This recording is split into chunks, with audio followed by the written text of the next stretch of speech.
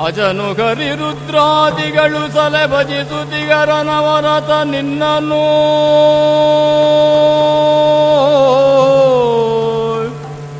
ತ್ರಿಜಗವಂದಿತ ಗಣಪ ಮಾಳ್ಪುದು ಮತಿಗೆ ಮಂಗಳವಾ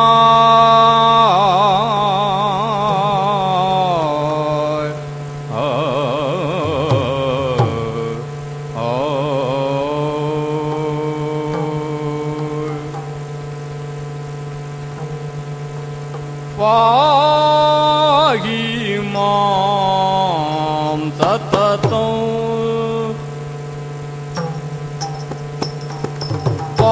ಪಾಗಿ ಮಾಂ ಸತತಂ ಶ್ರೀ ಸಿದ್ಧಿ ವಿನಾಯಕ ಪಾಗಿ ಮಾಂ ಸತತಂ ಶ್ರೀ ಸಿದ್ಧಿ ವಿನಾಯಕ ಪಾಗಿ ಮಾಂ ಸತತಂ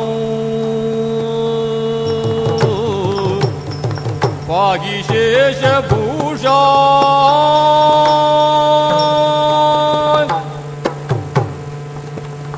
ಪಾಗಿ ಶೇಷಭೂಷ ಮೂಷಿಕಾಸನ ಪಾಗಿ ಶೇಷ ಪಾಗಿ ಶೇಷಭೂಷ ಮೂಷಿಕಾಸನ ಪಾಗಿ ಕ್ಲೇಶ ನಾಶದಾಸ ಭೂಷಣ ಪಾಗಿ ಶೇಷಭೂಷಾ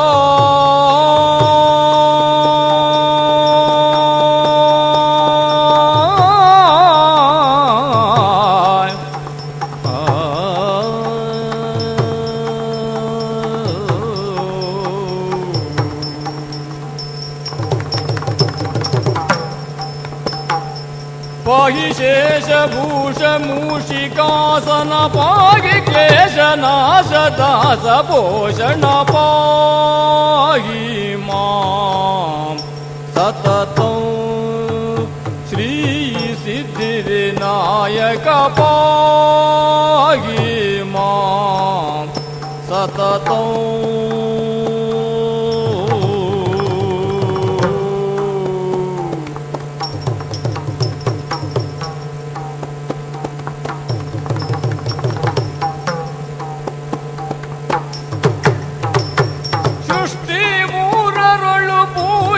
ಪಡೆವೇತ ತೋಗಿಡದ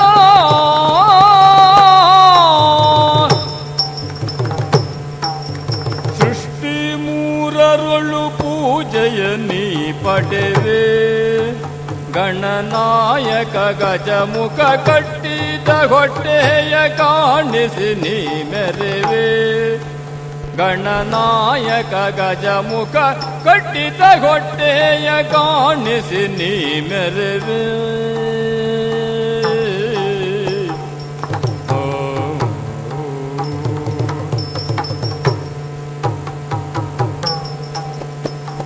ದುಷ್ಟರ ಸಂಹರಿಸುವೆ ಘನಗರ್ವಿಷ್ಟರ ಮದ ಬೀಳಿಸುವೆ ಸಜ್ಜನ ಶ್ರೇಷ್ಠರ ಪರಿಪಾಲಿಪೆ ನಿಜ ಧರ್ಮಿಷ್ಠರ ಸಂಕಟ ಪರಿಹಾರ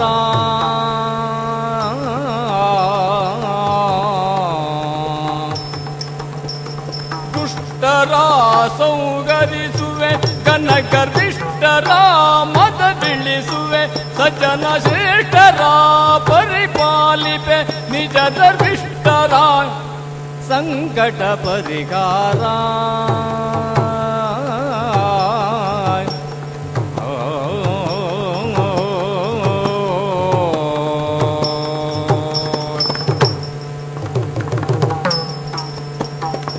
ಕೆಟ್ಟ ಭವತಿ ನುಂದೇ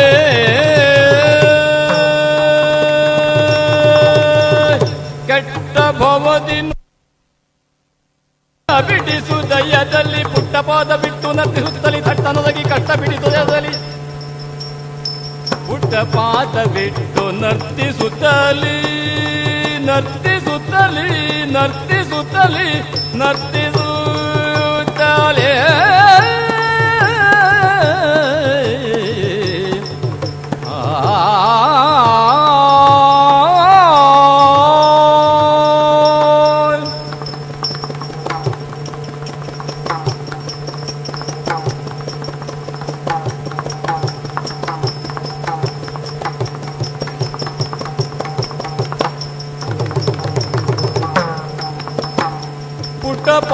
ಬಿಟ್ಟು ನರ್ತಿಸುತ್ತಲಿ ತಟ್ಟನೊದಗಿ ಕಷ್ಟ ಬಿಡಿಸು ದಯದಲ್ಲಿ ಪಾಗಿ ಮಾಂ ಸತತೋ ಶ್ರೀ ಸಿದ್ಧಿ ವಿನಾಯಕ ಪಾಗಿ ಮಾಂ ಸತತೋ ಶ್ರೀ ಸಿದ್ಧಿ ವಿನಾಯಕ ಪಾಗಿ ಮಾಂ ಸತತೋ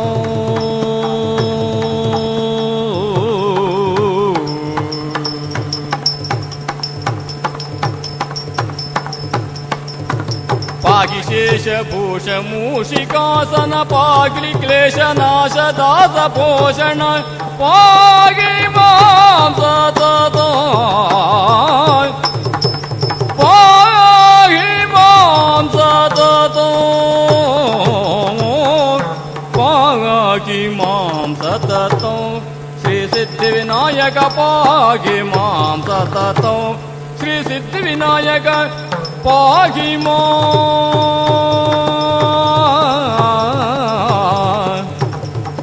पाहि शेष भूष मूषिकासन पाहि क्लेश नाश दास भोजन पाहि मां सततो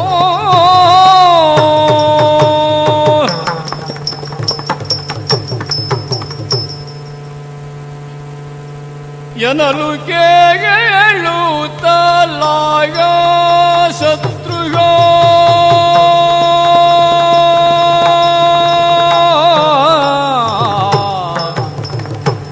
ಎನ್ನಲು ಕೇಳುತ್ತಲಾಗ ಶತ್ರುಗ ಇನಗುಲದ ನೃಪಧರ್ಮ ಅಖಿತರೋ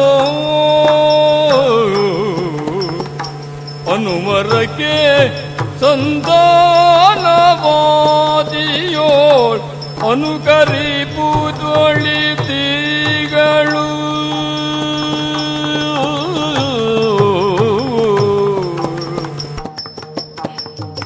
ಇನ್ನ ಕುಲದ ನೃಪಧರ್ಮ ಇನ್ನ ಕುಲದ ನೃಪಧರ್ಮ ಅಗಿತಾರೋಳ್ ಅನುವರಗೆ ಸಂಧಾನವಾದಿಯೋಳ್ ಅನುಕರಿಪುದೊಳಿತಿಗಳು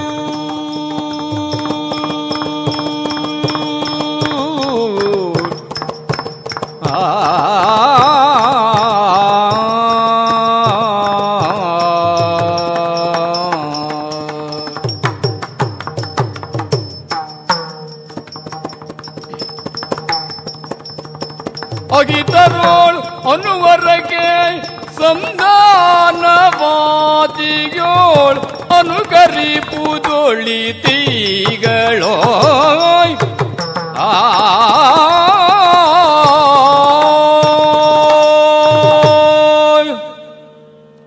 ಜ್ಯೋತಿರ್ಮೇಧ ನಗರದ ಹೆಬ್ಬಾಗಿಲಿಗೆ ಅಭಿಮುಖವಾಗಿ ನಿಂತಿದ್ದೇವೆ.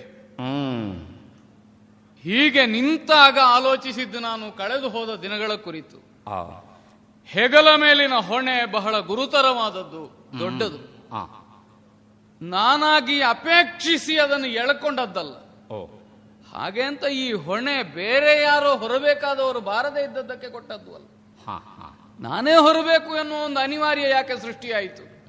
ಆ ನೆಲೆಯಲ್ಲಿ ನನ್ನ ಹೃದಯದಲ್ಲಿ ಹುದುಗಿದ್ದಂತಹ ಆಕಾಂಕ್ಷೆಯು ಒಂದು ಕಾರಣವೇ. ಶ್ರೀರಾಮನ ಕುರಿತಾದಂತಹ ಶ್ರದ್ಧೆ, ಅವನು ನಮ್ಮ ಅಣ್ಣ ಎನ್ನುವುದಕ್ಕಿಂತಲೂ ಮಿಗಿಲಾದಂತಹ ಭಾವ, ಅವನ ವ್ಯಕ್ತಿತ್ವವನ್ನು ಆವರಿಸಿಕೊಂಡ ಪರಿವೇಶ, ಇವುಗಳೆಲ್ಲ ಕಾರಣವಾಗಿ ನಮಗೂ ರಾಮ ಕೈಂಕರ್ಯದಲ್ಲಿ ಪಾಲ್ಗೊಳ್ಳುವುದಕ್ಕೊಂದು ಅವಕಾಶ ಬೇಕು. ಹೀಗೆ ಅಪೇಕ್ಷೆ ಇದ್ದದ್ದು ಹೌದು. ಅದಕ್ಕೆ ಯೋಗ್ಯವಾದಂತಹ ಪುರಸ್ಕಾರವೇ ಇವತ್ತು ನಮಗೆ ದೊರೆಯಿತು. ಬೇರೆ ಯಾರೋ ಮೇಧಾಶ್ವದನ್ನು ಹಿಂಬಾಲಿಸಿ ಹೋಗುವುದಲ್ಲ, ತಮ್ಮ ಶತ್ರುಘ್ನ ಹೋಗಲಿ ಎಂಬಂತೆ ನಮ್ಮಣ್ಣ ಅಪೇಕ್ಷಿಸಿದ. ಆ ಕಾಲಕ್ಕೆ ಅದನ್ನು ನಿರಾಕರಿಸುವ ಪ್ರಶ್ನೆ ಇಲ್ಲ. ಹಾಗೆ ಅಂತ ಹೊರಟ ಮೇಲೆ ಯಾವ ಹೊಣೆಯನ್ನೂ ನನ್ನ ಹೆಗಲ ಮೇಲೆ ಇಟ್ಟಿದ್ದಾರೋ ಅದಕ್ಕೆ ಸಮಂಜಸವಾದಂತಹ ಉತ್ತರದಾಯಿತ್ವ ನನ್ನಲ್ಲಿಯೂ ಉಂಟಲ್ಲ. ಹೊರಡುವ ಕಾಲಕ್ಕೆ ಅಣ್ಣ ಹೇಳಿದ್ದ, ನಾವು ಕೈಗೊಂಡಂತಹ ಅಶ್ವಮೇಧ ಒಂದು ರೀತಿಯಲ್ಲಿ ಸಾಂಕೇತಿಕವಾದದ್ದೇ ಹೌದು. ಇಲ್ಲದೇ ಇದ್ರೆ ಯಾಗಾದಿಗಳನ್ನೆಲ್ಲ ಮಾಡುವ ಕಾಲದಲ್ಲಿ ದಿಗ್ವಿಜಯವು ಅದರ ಒಂದು ಭಾಗ ಹೌದಾದರೂ ಅದೇ ಪ್ರಧಾನವಾಗುವುದುಂಟು ಯುದ್ಧಾಕಾಂಕ್ಷಿಗಳಿಗೆ, ರಕ್ತ ಪಿಪಾಸುಗಳಿಗೆ. ನಮ್ಮಣ್ಣನ ಧ್ಯೇಯ ಅದಲ್ವೇ ಅಲ್ಲ. ಅನಿವಾರ್ಯವಾದಂತಹ ರಾವಣನ ವಧೆಯನ್ನು ಮಾಡಬೇಕಾದ ಸಂದರ್ಭದಲ್ಲಿಯೂ ಅವನಿಗೊಂದು ಕ್ಷಮಾಯಾಚನೆಯ ಅವಕಾಶವನ್ನು ಕೊಟ್ಟವನು ನಮ್ಮಣ್ಣ ರಾಮ. ಹಾಗಾದರೆ ಯುದ್ಧ ಎನ್ನುವುದು ಶಕ್ತಿ ಸಾಮರ್ಥ್ಯಗಳುಂಟು ಎನ್ನುವುದರಿಂದ, ಶಸ್ತ್ರಬಲ ಉಂಟು ಎನ್ನುವುದರಿಂದ, ನಮ್ಮದು ದೊಡ್ಡ ರಾಜ್ಯ ಎನ್ನುವುದರಿಂದ ಉಳಿದವರ ಮೇಲೆ ಹೇರಬೇಕಾದಂತಹ ಮನೋಧರ್ಮ ಅಲ್ಲ ಅಂತಾಯಿತು. ಯುದ್ಧ ಅಪೇಕ್ಷಣೀಯವಲ್ಲ, ಅನಿವಾರ್ಯವಾದರೆ ನಿರಾಕರಣೀಯವೂ ಅಲ್ಲ. ಈ ತತ್ವವನ್ನೇ ನಮ್ಮಣ್ಣ ನನಗೆ ಬೋಧಿಸಿದ್ದು, ಬೇರೆ ತಕ್ಕೂ ಅಲ್ಲ. ರಾಮರಾಜ್ಯದ ಪರಿಕಲ್ಪನೆಯೊಂದು ಸಾಕಾರಗೊಳ್ಳಬೇಕು ಅಂತಾದರೆ ಪ್ರತಿಯೊಬ್ಬನೂ ಅದರ ಗಹನತೆಯನ್ನು ಮನಗಾಣಬೇಕು.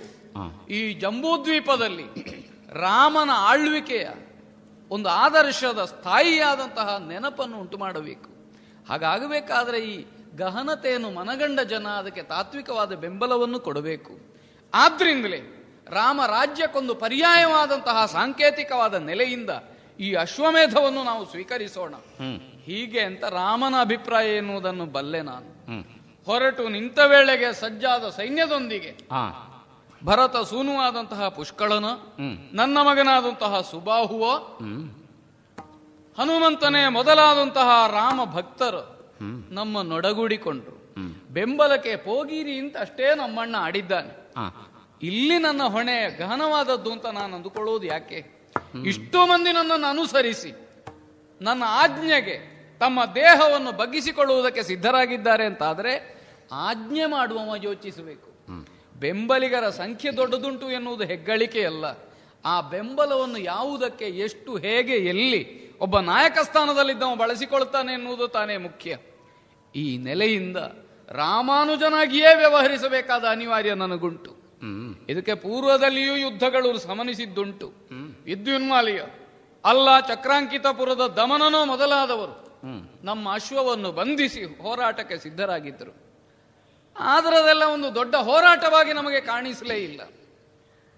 2-4 ಬಾಣ ಪ್ರಯೋಗವೋ, ಒಂದಿಷ್ಟು ಸೈನ್ಯ ನಾಶವೋ ಆದದ್ದಿರಬಹುದು. ಆದರೆ ಬೇಗನೆ ಯುದ್ಧ ಮುಗಿದಿದೆ, ನಮ್ಮ ಗೆಲುವು ನಿಶ್ಚಯವಾಗಿದೆ. ಆಮೇಲೆ ಅವರೆಲ್ಲರ ಬೆಂಬಲವನ್ನು ಕೂಡಿಸಿಕೊಂಡು ನಾವು ಮುಂದುವರಿದು ಬಂದದ್ದು. ಹೀಗೆ ಬಂದಾಗ ಉಂಟಾದಂತಹ ಒಂದು ವಿಚಿತ್ರವಾದ ಅನುಭವವೇ ನನ್ನ ಹೊಣೆಯ ಮಹತ್ವವನ್ನು ಸಾರುವುದಕ್ಕೆ ಪೀಠಿಕೆಯನ್ನು ಬರೆದದ್ದು. ಬೇರಾವುದೂ ಅಲ್ಲ. ನದಿಯ ಮಧ್ಯದಲ್ಲಿ ಸಾಗುತ್ತಿದ್ದಂತಹ ಅಶ್ವ ಇದ್ದಕ್ಕಿದ್ದ ಹಾಗೆ ಅದೃಶ್ಯವಾಗಿ ಹೋಯಿತು. ಎಲ್ಲಿ ಹೋಯಿತು ಎನ್ನುವುದನ್ನು ನಮ್ಮ ಚರ್ಮಚಕ್ಷುಗಳಿಗೆ ನಮಗೆ ಕಾಣುವುದಕ್ಕಾಗಲಿಲ್ಲ. ಋಷಿವಾಕ್ಯದಿಂದ ನಾವು ಅರ್ಥವಿಸಿಕೊಂಡೆವು. ಇದು ಪಾತಾಳದಲ್ಲಿರುವಂತಹ ಮಾಯಾಪುರವನ್ನು ಸೇರಿಕೊಂಡಿದೆ. ಅಲ್ಲಿರುವವರೆಲ್ಲ ಕೇವಲ ಸ್ತ್ರೀ ಸಂದೋಹ ಮಾತ್ರ. ಅವರೊಂದು ಹಠದಿಂದ ನಮ್ಮ ಅಶ್ವವನ್ನು ಕಟ್ಟಿದ್ದಾರೆ. ಏನು ಹಠ ನಮಗೂ ಅರ್ಥವಾಗಿರಲಿಲ್ಲ ಆ ಕಾಲಕ್ಕೆ. ಸ್ತ್ರೀಯರೋ ಮತ್ತೊಬ್ಬರು ತಾಟಕ ವಧೆಯ ಕಾಲದಲ್ಲಿಯೇ ರಾಮ ಸಾರಿದಂತಹ ಸಂದೇಶ ಉಂಟು. ಸ್ತ್ರೀತ್ವ ಇದ್ದಲ್ಲಿ ಮಾತ್ರ ಆ ಕುರಿತಾಗಿ ನಾವು ಗೌರವ ಭಾವವನ್ನು ಹೊಂದಬೇಕೇ ಹೊರತು ಎಲ್ಲಿ ಸ್ತ್ರೀತ್ವ ಕಾಣಿಸುವುದಿಲ್ವೋ ಅಲ್ಲಿ ಕೇವಲ ದೇಹಾಕಾರದಿಂದ ನಾವು ಸ್ತ್ರೀ ಅಂತ ಗುರುತಿಸುವುದಕ್ಕಿಲ್ಲ ಅಂತ ನಮ್ಮ ಅಣ್ಣನಿಗೆ ವಿಶ್ವಾಮಿತ್ರರ ಉಪದೇಶ. ಆ ನೆಲೆಯಿಂದಲೇ ಮಾಯಾಪುರದಲ್ಲಿದ್ದವರೆಲ್ಲ ರಕ್ಕಸನಂದನೆಯರು, ಸ್ವಭಾವದಿಂದ ಸ್ತ್ರೀಯರಲ್ಲ ಪೌರುಷವನ್ನೇ ಕಾಣಿಸುವವರು. ಇದನ್ನು ತಿಳಿದ ಮೇಲೆ ಯುದ್ಧ ಉಂಟಾದದ್ದು ನಮಗೆ. ಯುದ್ಧ ಬಹಳ ಕಾಲ ನಡೆಯಲಿಲ್ಲ. ಮಾರೀಚನ ಮಗಳಂತೆ ಆಕೆ. ಅವಳು ಯುದ್ಧವನ್ನು ತಡೆದು ನಿಲ್ಲಿಸಿ ನಮಗೆ ರಾಮದರ್ಶನದ ಅಪೇಕ್ಷೆ ಉಂಟು ಅಂತ ಆಡಿದ್ಲು.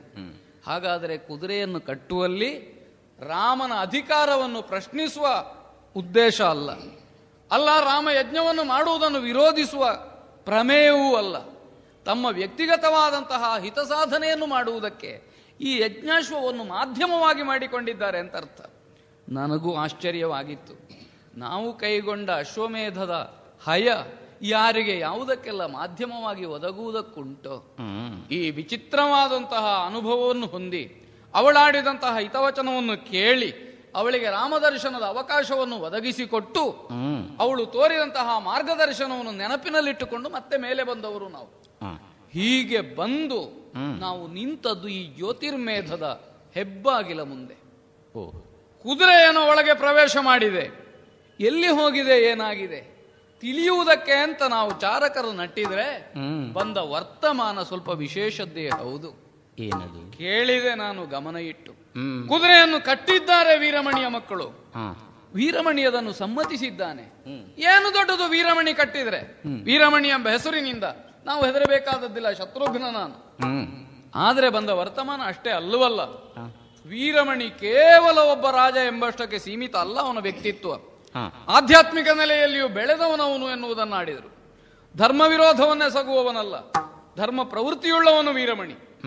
ಹಾಗಾದರೆ ಇದರ ಹಿನ್ನೆಲೆ ಇನ್ನೇನು ವಿಚಾರಿಸಿದಾಗ ಅರ್ಥವಾದದ್ದು, ಪ್ರತ್ಯಕ್ಷವಾಗಿ ಪರಮೇಶ್ವರನನ್ನೇ ಒಲಿಸಿಕೊಳ್ಳುವಂತಹ ಮಗಳಿದ್ದಾಳಂತವನಿಗೆ, ಪರಾಕ್ರಮಿಯಾದಂತಹ ತಮ್ಮನಿದ್ದಾನಂತೆ, ಯುವಕರಾದ ಇಬ್ಬರು ಮಕ್ಕಳಿದ್ದಾರೆ, ಮಹಾ ಸೈನ್ಯ ಇದೆ, ಹೃದಯದಲ್ಲಿ ಶಿವಭಕ್ತಿ ಇದೆ, ಶಿವತತ್ವವನ್ನು ಅರ್ಥವಿಸಿಕೊಂಡವನಿದ್ದಾನೆ. ಇದನ್ನು ಕೇಳುವಾಗ ನಾನು ಯೋಚಿಸಿದ್ದು, ಇದ್ದಕ್ಕಿದ್ದ ಹಾಗೆಯೇ ಯುದ್ಧವನ್ನು ಮಾಡುವುದು ಯೋಗ್ಯವಲ್ಲ. ಯಾಕಂದ್ರೆ ಧರ್ಮ ಪ್ರವೃತ್ತಿ ಎನ್ನುವುದು ನಮ್ಮನ್ನೂ ಜಾಗೃತಗೊಳಿಸ್ತದೆ.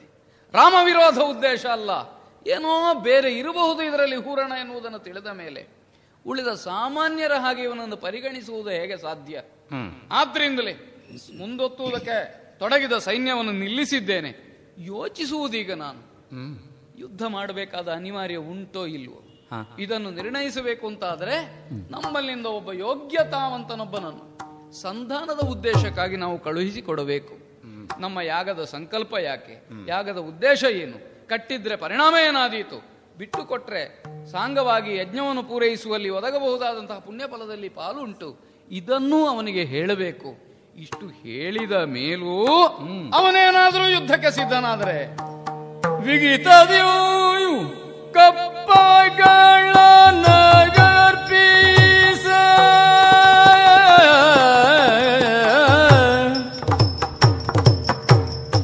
ವಿಗಿತದಿಯೂ ಕಪ್ಪಗಳ ನಗರ್ಪಿಸ ಮಗಿಪನೊಳು ದುರವಲ್ಲ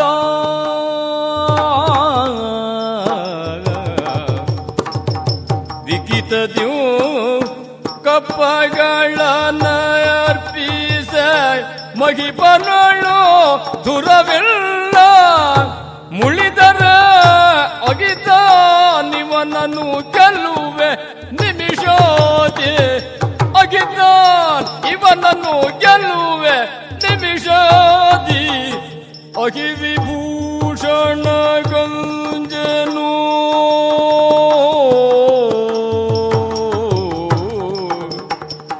ಮುಳಿದರೆ ಅಗಿತ ನೀವನನು ಗೆಲುವೆ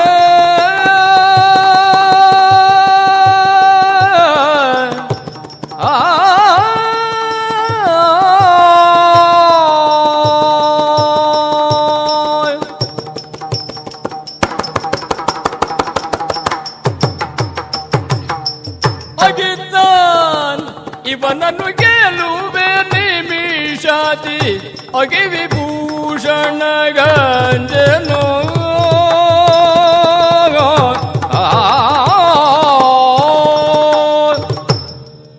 ಸಂಧಾನ ಇಲ್ಲದೆ ಸಂಗ್ರಾಮ ಕೂಡದು.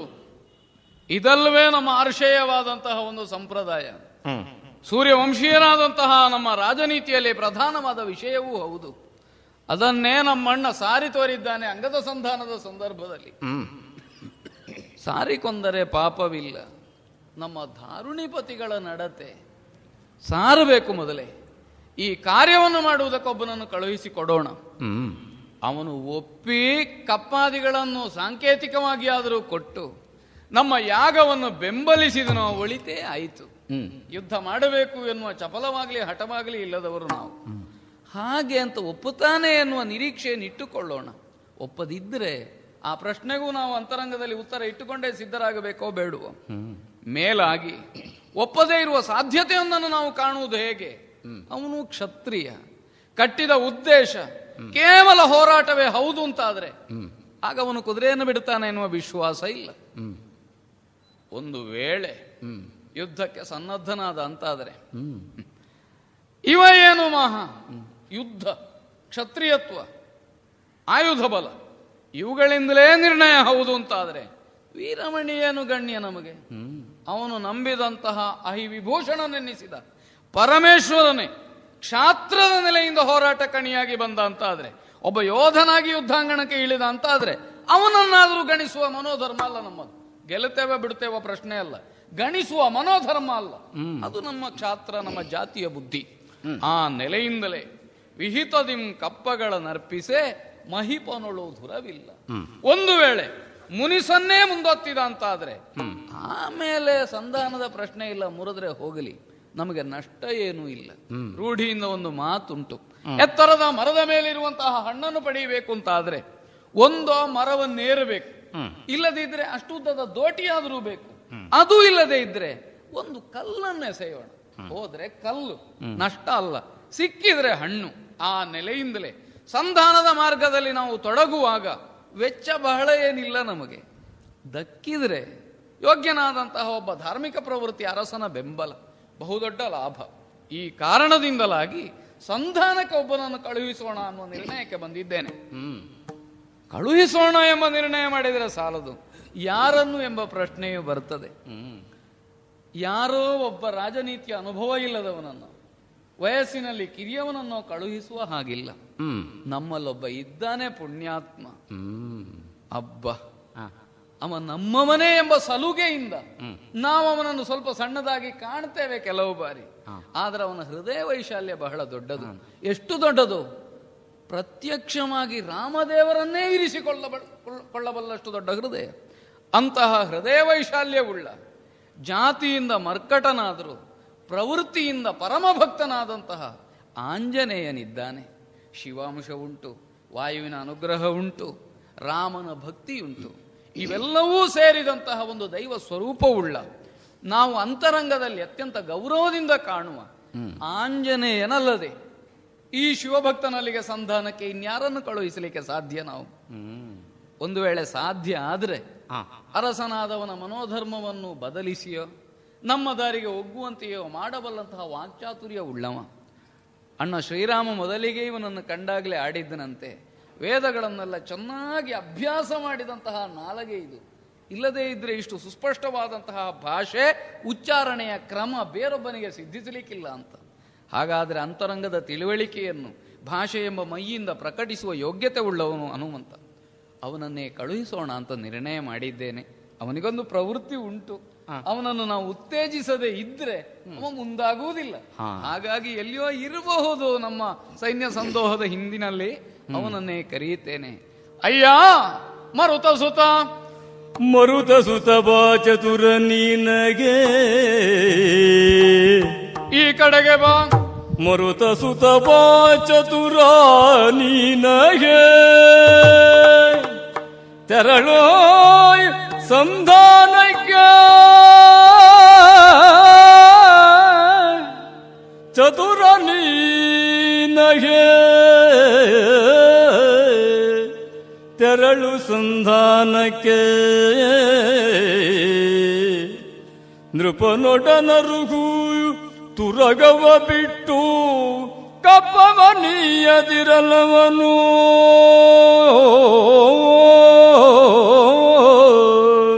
ಆ ಚತುರ ನೀನಗೆ, ಚತುರ ನೀನಗೆ, ನೃಪನೊಡನರುಗೋ ಸಂಧಾನಕ್ಕೆ, ನೃಪನೊಡನರುಗೂ ತುರಗವ ಬಿಟ್ಟು ಕಪ್ಪವ ನೀಯದಿರಲವನು. ತರುಬಿ ಸೇನೆಯ ಬಂಧು ಬಾಂಧವ ತರಳರೊಡಗೂಡುತ್ತಾ, ತರುಬಿ ಸೇನೆಯ ಬಂಧು ಬಾಂಧವ ತರಳರೊಡಗೂಡುತ್ತಾ, ಶೈಮಿನಿಪುರಗೆ ಪೋಪಡೆ ಪೊರಡು, ತರಳರೊಡಗೂಡುತ್ತ ಬಂಧು ಬಾಂಧವ ತರಳರೊಡಗೂಡುತ್ತಾ, ಶೈಮಿನಿಪುರಗೆ ಪೋಪರೆ ಪೊರಡು, ದುರಗೆ ಜನುತ ಪೇಳೆಂದ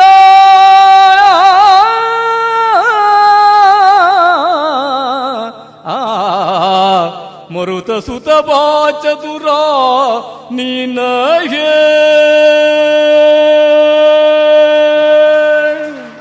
ಆಂಜನೇಯ, ಶತ್ರುಘ್ನ ದೇವ, ಸ್ವಲ್ಪ ಮುಂದೆ ಬರ್ತೀಯ? ಪ್ರಣಾಮವನ್ನು ಅರ್ಪಣೆ ಮಾಡ್ತಾ ಇದ್ದೇನೆ. ಮುಂದೆ ಬರ್ತೀಯೋ ಅಂತ ನಿನ್ನನ್ನು ಮುಂದೆ ತರುವ ಅರ್ಹತೆ ಇದ್ದು ಕೇಳಿದ್ದಲ್ಲ ನಾನು. ಅಲ್ಲ, ಹೇಳಿದ್ದು ಒಳ್ಳೇದಾಯಿತು.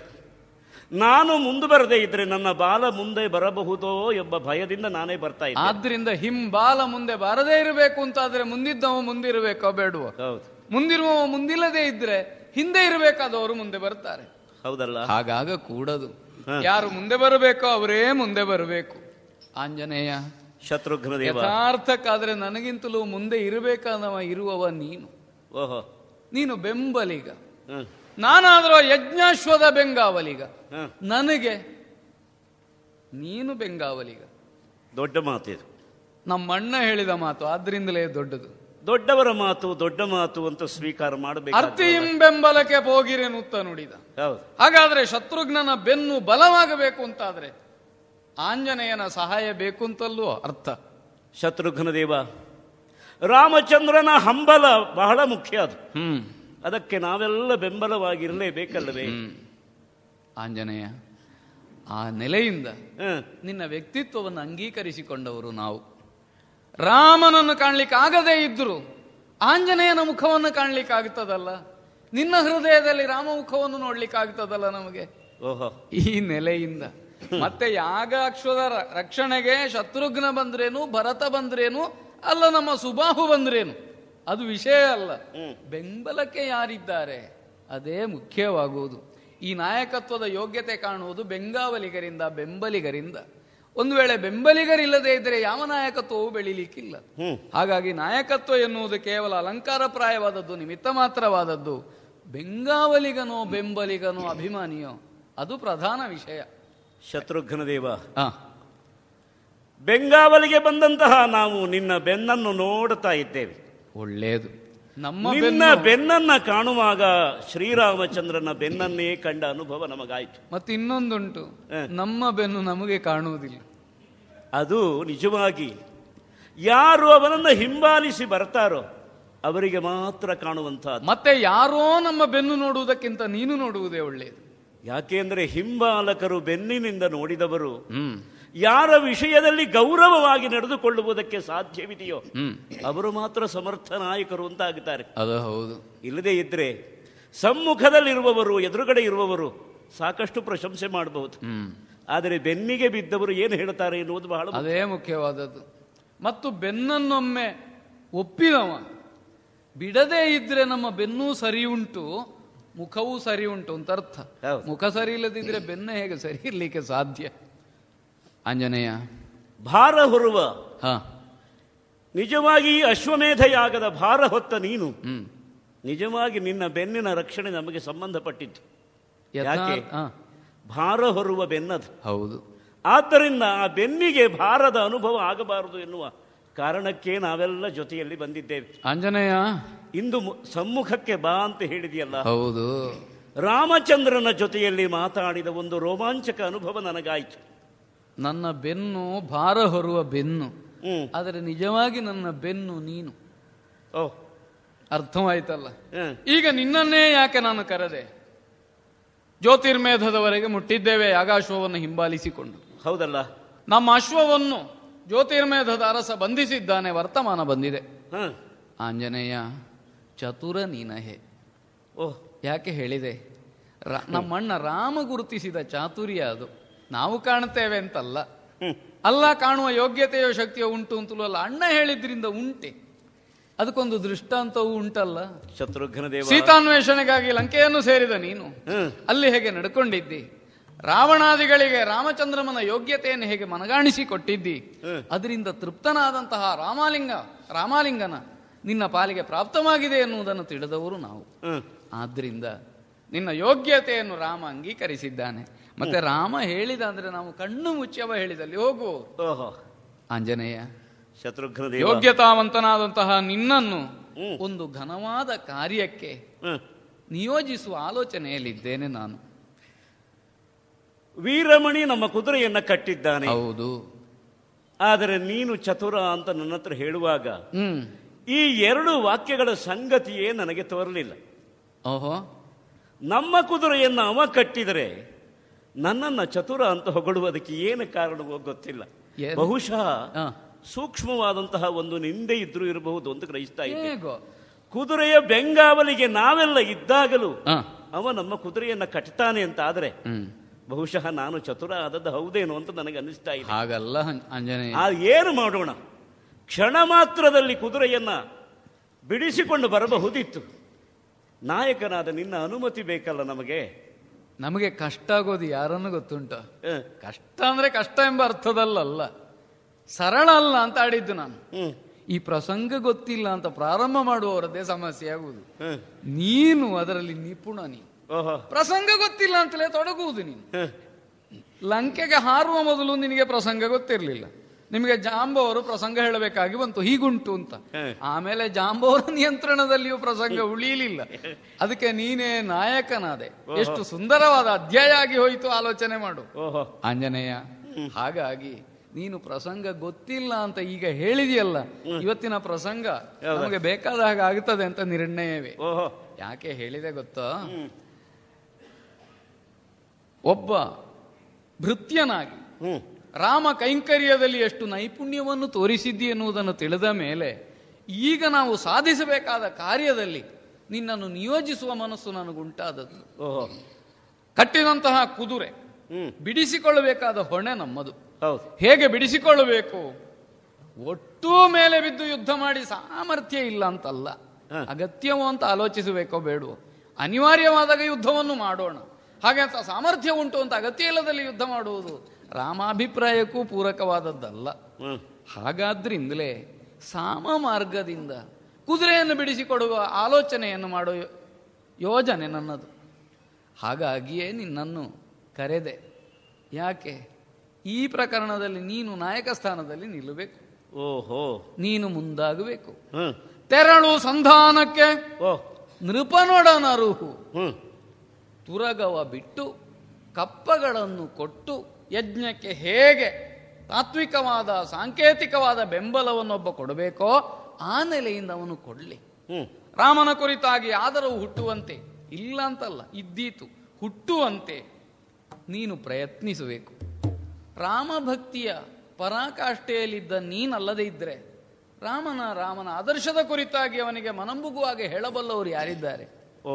ಹಾಗಾಗಿ ಅವನಿಗೆ ರಾಮನ ಯೋಗ್ಯತೆ, ರಾಮನ ಉದ್ದೇಶ, ರಾಮನ ಸಂಕಲ್ಪ, ಈ ಕೈಂಕರ್ಯದಲ್ಲಿ ಪಾಲ್ಗೊಳ್ಳಬೇಕಾದ ಅಗತ್ಯ, ಇದಿಷ್ಟನ್ನು ಅವನಿಗೆ ತಿಳಿಸಿಕೊಡಬೇಕು. ಅಂದ್ರೆ ನಿನ್ನ ಮಾತಿನಿಂದ ಪ್ರೇರಿತನಾಗಿ ಅವನು ಕುದುರೆಯನ್ನು ಕಪ್ಪವನ್ನು ಕೊಡಬೇಕು ನಮಗೆ. ಹಾಗಿರಬೇಕು ನಿನ್ನ ಸಂಧಾನ.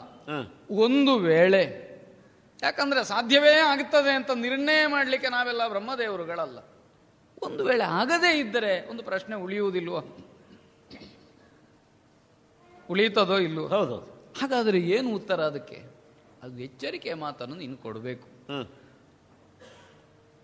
ತನ್ನ ಸೇನಾ ಸಮೇತನಾಗಿ ರಣಕಣಕ್ಕೆ ಹೋರಾಟಕ್ಕಾಗಿ ಬರಬೇಕು. ತುಮಲ ಯುದ್ಧವೇ ನಡೆದು ಹೋಗಲಿ, ನಮ್ಮ ಗೆಲುವು ಅವನ ಗೆಲುವ ನಿರ್ಣಯ ಆಗಲಿ.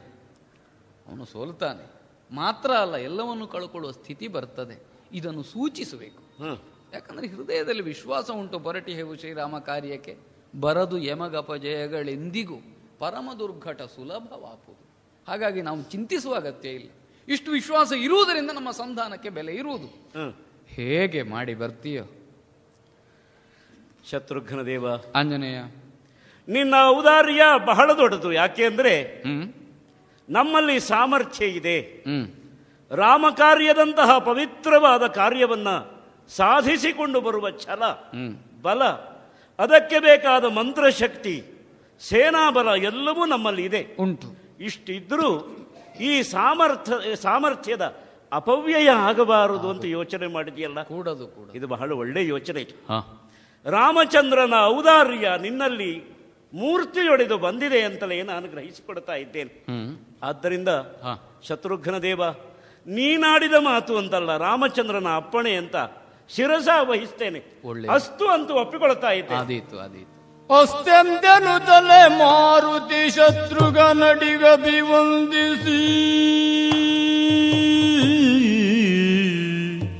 ಜವದಿಯನು ತಲೆ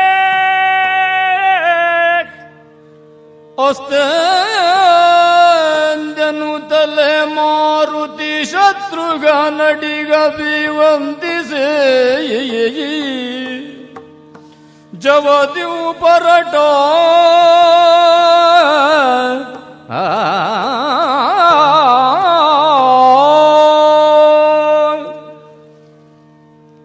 ರಾಮಚಂದ್ರನ ಅಪ್ಪಣೆ ಎಂಬುದು ಅಪ್ರತಿಹತವಾದದ್ದು.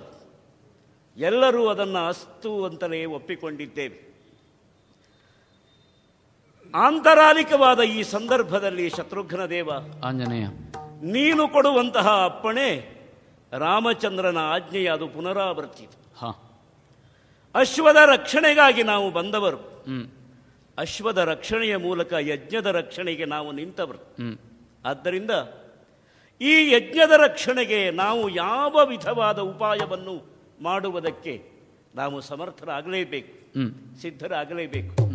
ಅಂತೂ ನನ್ನ ದೌತ್ಯದ ಅವಶ್ಯಕತೆ ಇದೆ ಅಂತ ನೀನು ತಿಳಿಸ್ತಾ ಇದ್ದೀ ಅಂತಂದ್ರೆ ನನಗೆ ಹಿಂದಿನ ವಾಕ್ಯಗಳೆಲ್ಲ ಈಗ ಸ್ಫುರಣೆಗೆ ಬರ್ತಾ ಇವೆ.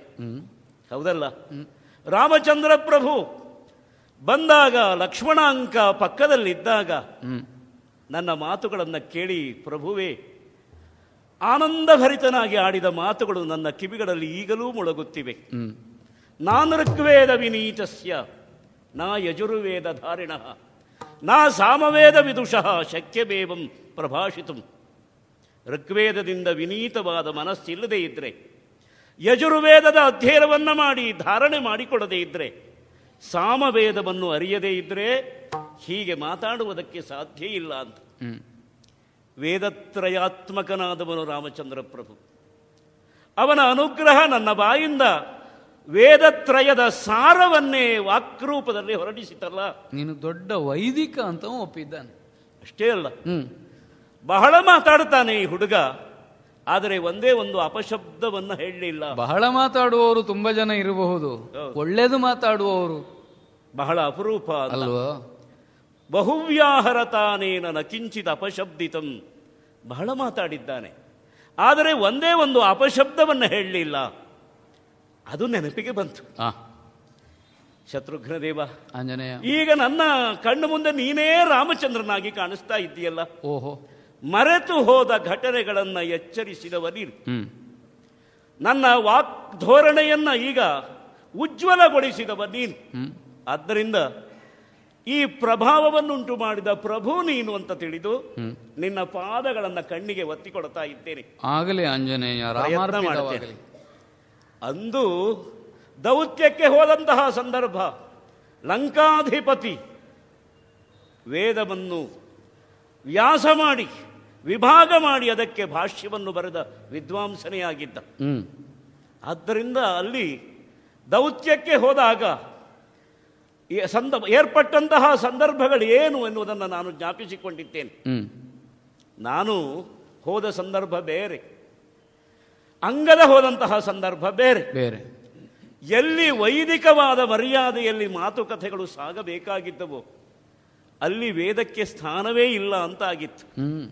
ಆದರೆ ಇಲ್ಲಿ ಏನಾಗುತ್ತದೆಯೋ ಗೊತ್ತಿಲ್ಲ. ಇಲ್ಲೊಂದು ವ್ಯತ್ಯಾಸವೂ ಉಂಟು. ಅವನೂ ವೀರನಾಗಿದ್ದ, ಶಿವಭಕ್ತನಾಗಿದ್ದ. ಇವನೂ ವೀರನಾಗಿದ್ದಾನೆ, ಶಿವಭಕ್ತನಾಗಿದ್ದಾನೆ. ಹೋಲಿಕೆ ಅಲ್ಲಿಗೆ ಮುಗಿಯುತ್ತದೆ. ಇವನು ಧಾರ್ಮಿಕ ಹೌದು ಅಂತ ಕೇಳಿದ್ದೇನೆ. ವೀರಮಣಿ ಎಂಬುದು ಇವನ ಹೆಸರು. ಹೌದು. ಅಂದರೆ ವೀರರಿಗೆಲ್ಲ ಇವನು ಮಣಿಯಾಗಿ ಅವರ ಪರಾಕ್ರಮಕ್ಕೆ ತನ್ನ ಪ್ರಕಾಶದ ಮಾರ್ಗದರ್ಶನ ಮಾಡುವವನು. ಯೋಗ್ಯತಾವಂತ ವಿವೇಕಿ ಇರಬೇಕು. ಹೌದು ಹೌದು. ಅದಕ್ಕೆ ಬೇಕಾದ ಮಾತುಗಳನ್ನು ಆಡುವ ಆ ಶಕ್ತಿ ನನಗೆ ಒದಗಿ ಬರಲಿ ಅಂತ ಹಾರೈಸಿ ಕಳುಹಿಸಿಕೊಡ್ಬೇಕು. ಯಾವತ್ತೂ ನಮಗೆ ಉಣಿಸುವವನು ನೀನು ರಾಮಸ್ಮರಣೆಯ ಮೂಲಕ ಹೃದಯಕ್ಕೆ. ಇವತ್ತು ವೀರಮಣಿಗೂ ಸ್ವಲ್ಪ ಆ ಉಣಿಸಿನ ಸವಿಯನ್ನು ಉಣ್ಣಿಸು, ಅವನಲ್ಲಿ ಪರಿವರ್ತನೆಯನ್ನುಂಟು ಮಾಡು, ಯಶಸ್ವಿಯಾಗಿ ಸಂಧಾನವನ್ನು ಮುಗಿಸಿ ಬಾ. ಹೋಗಿ ಬರ್ತೇನೆ. ಹೋಗಿ. ಜೈ ಶ್ರೀರಾಮ್.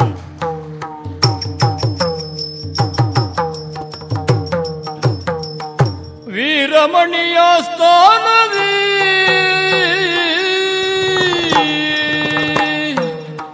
ವೀರಮಣಿಯ ಸ್ಥಾನದಿ ವಿಷ್ಣರವನೇರಿ ಕುಳಿತಿರೆ ಮೋದದಿ, ವಿಷ್ಣರವನೇರಿ ಕುಳಿತಿರೆ ಮೋದದಿ. ಮಾರುತಿಯು ಬರೆಗಾಣುತ್ತ ಬಂದನಿವನ್ಯಾರೆಂದು ಬೆರಗಾಗುತ್ತ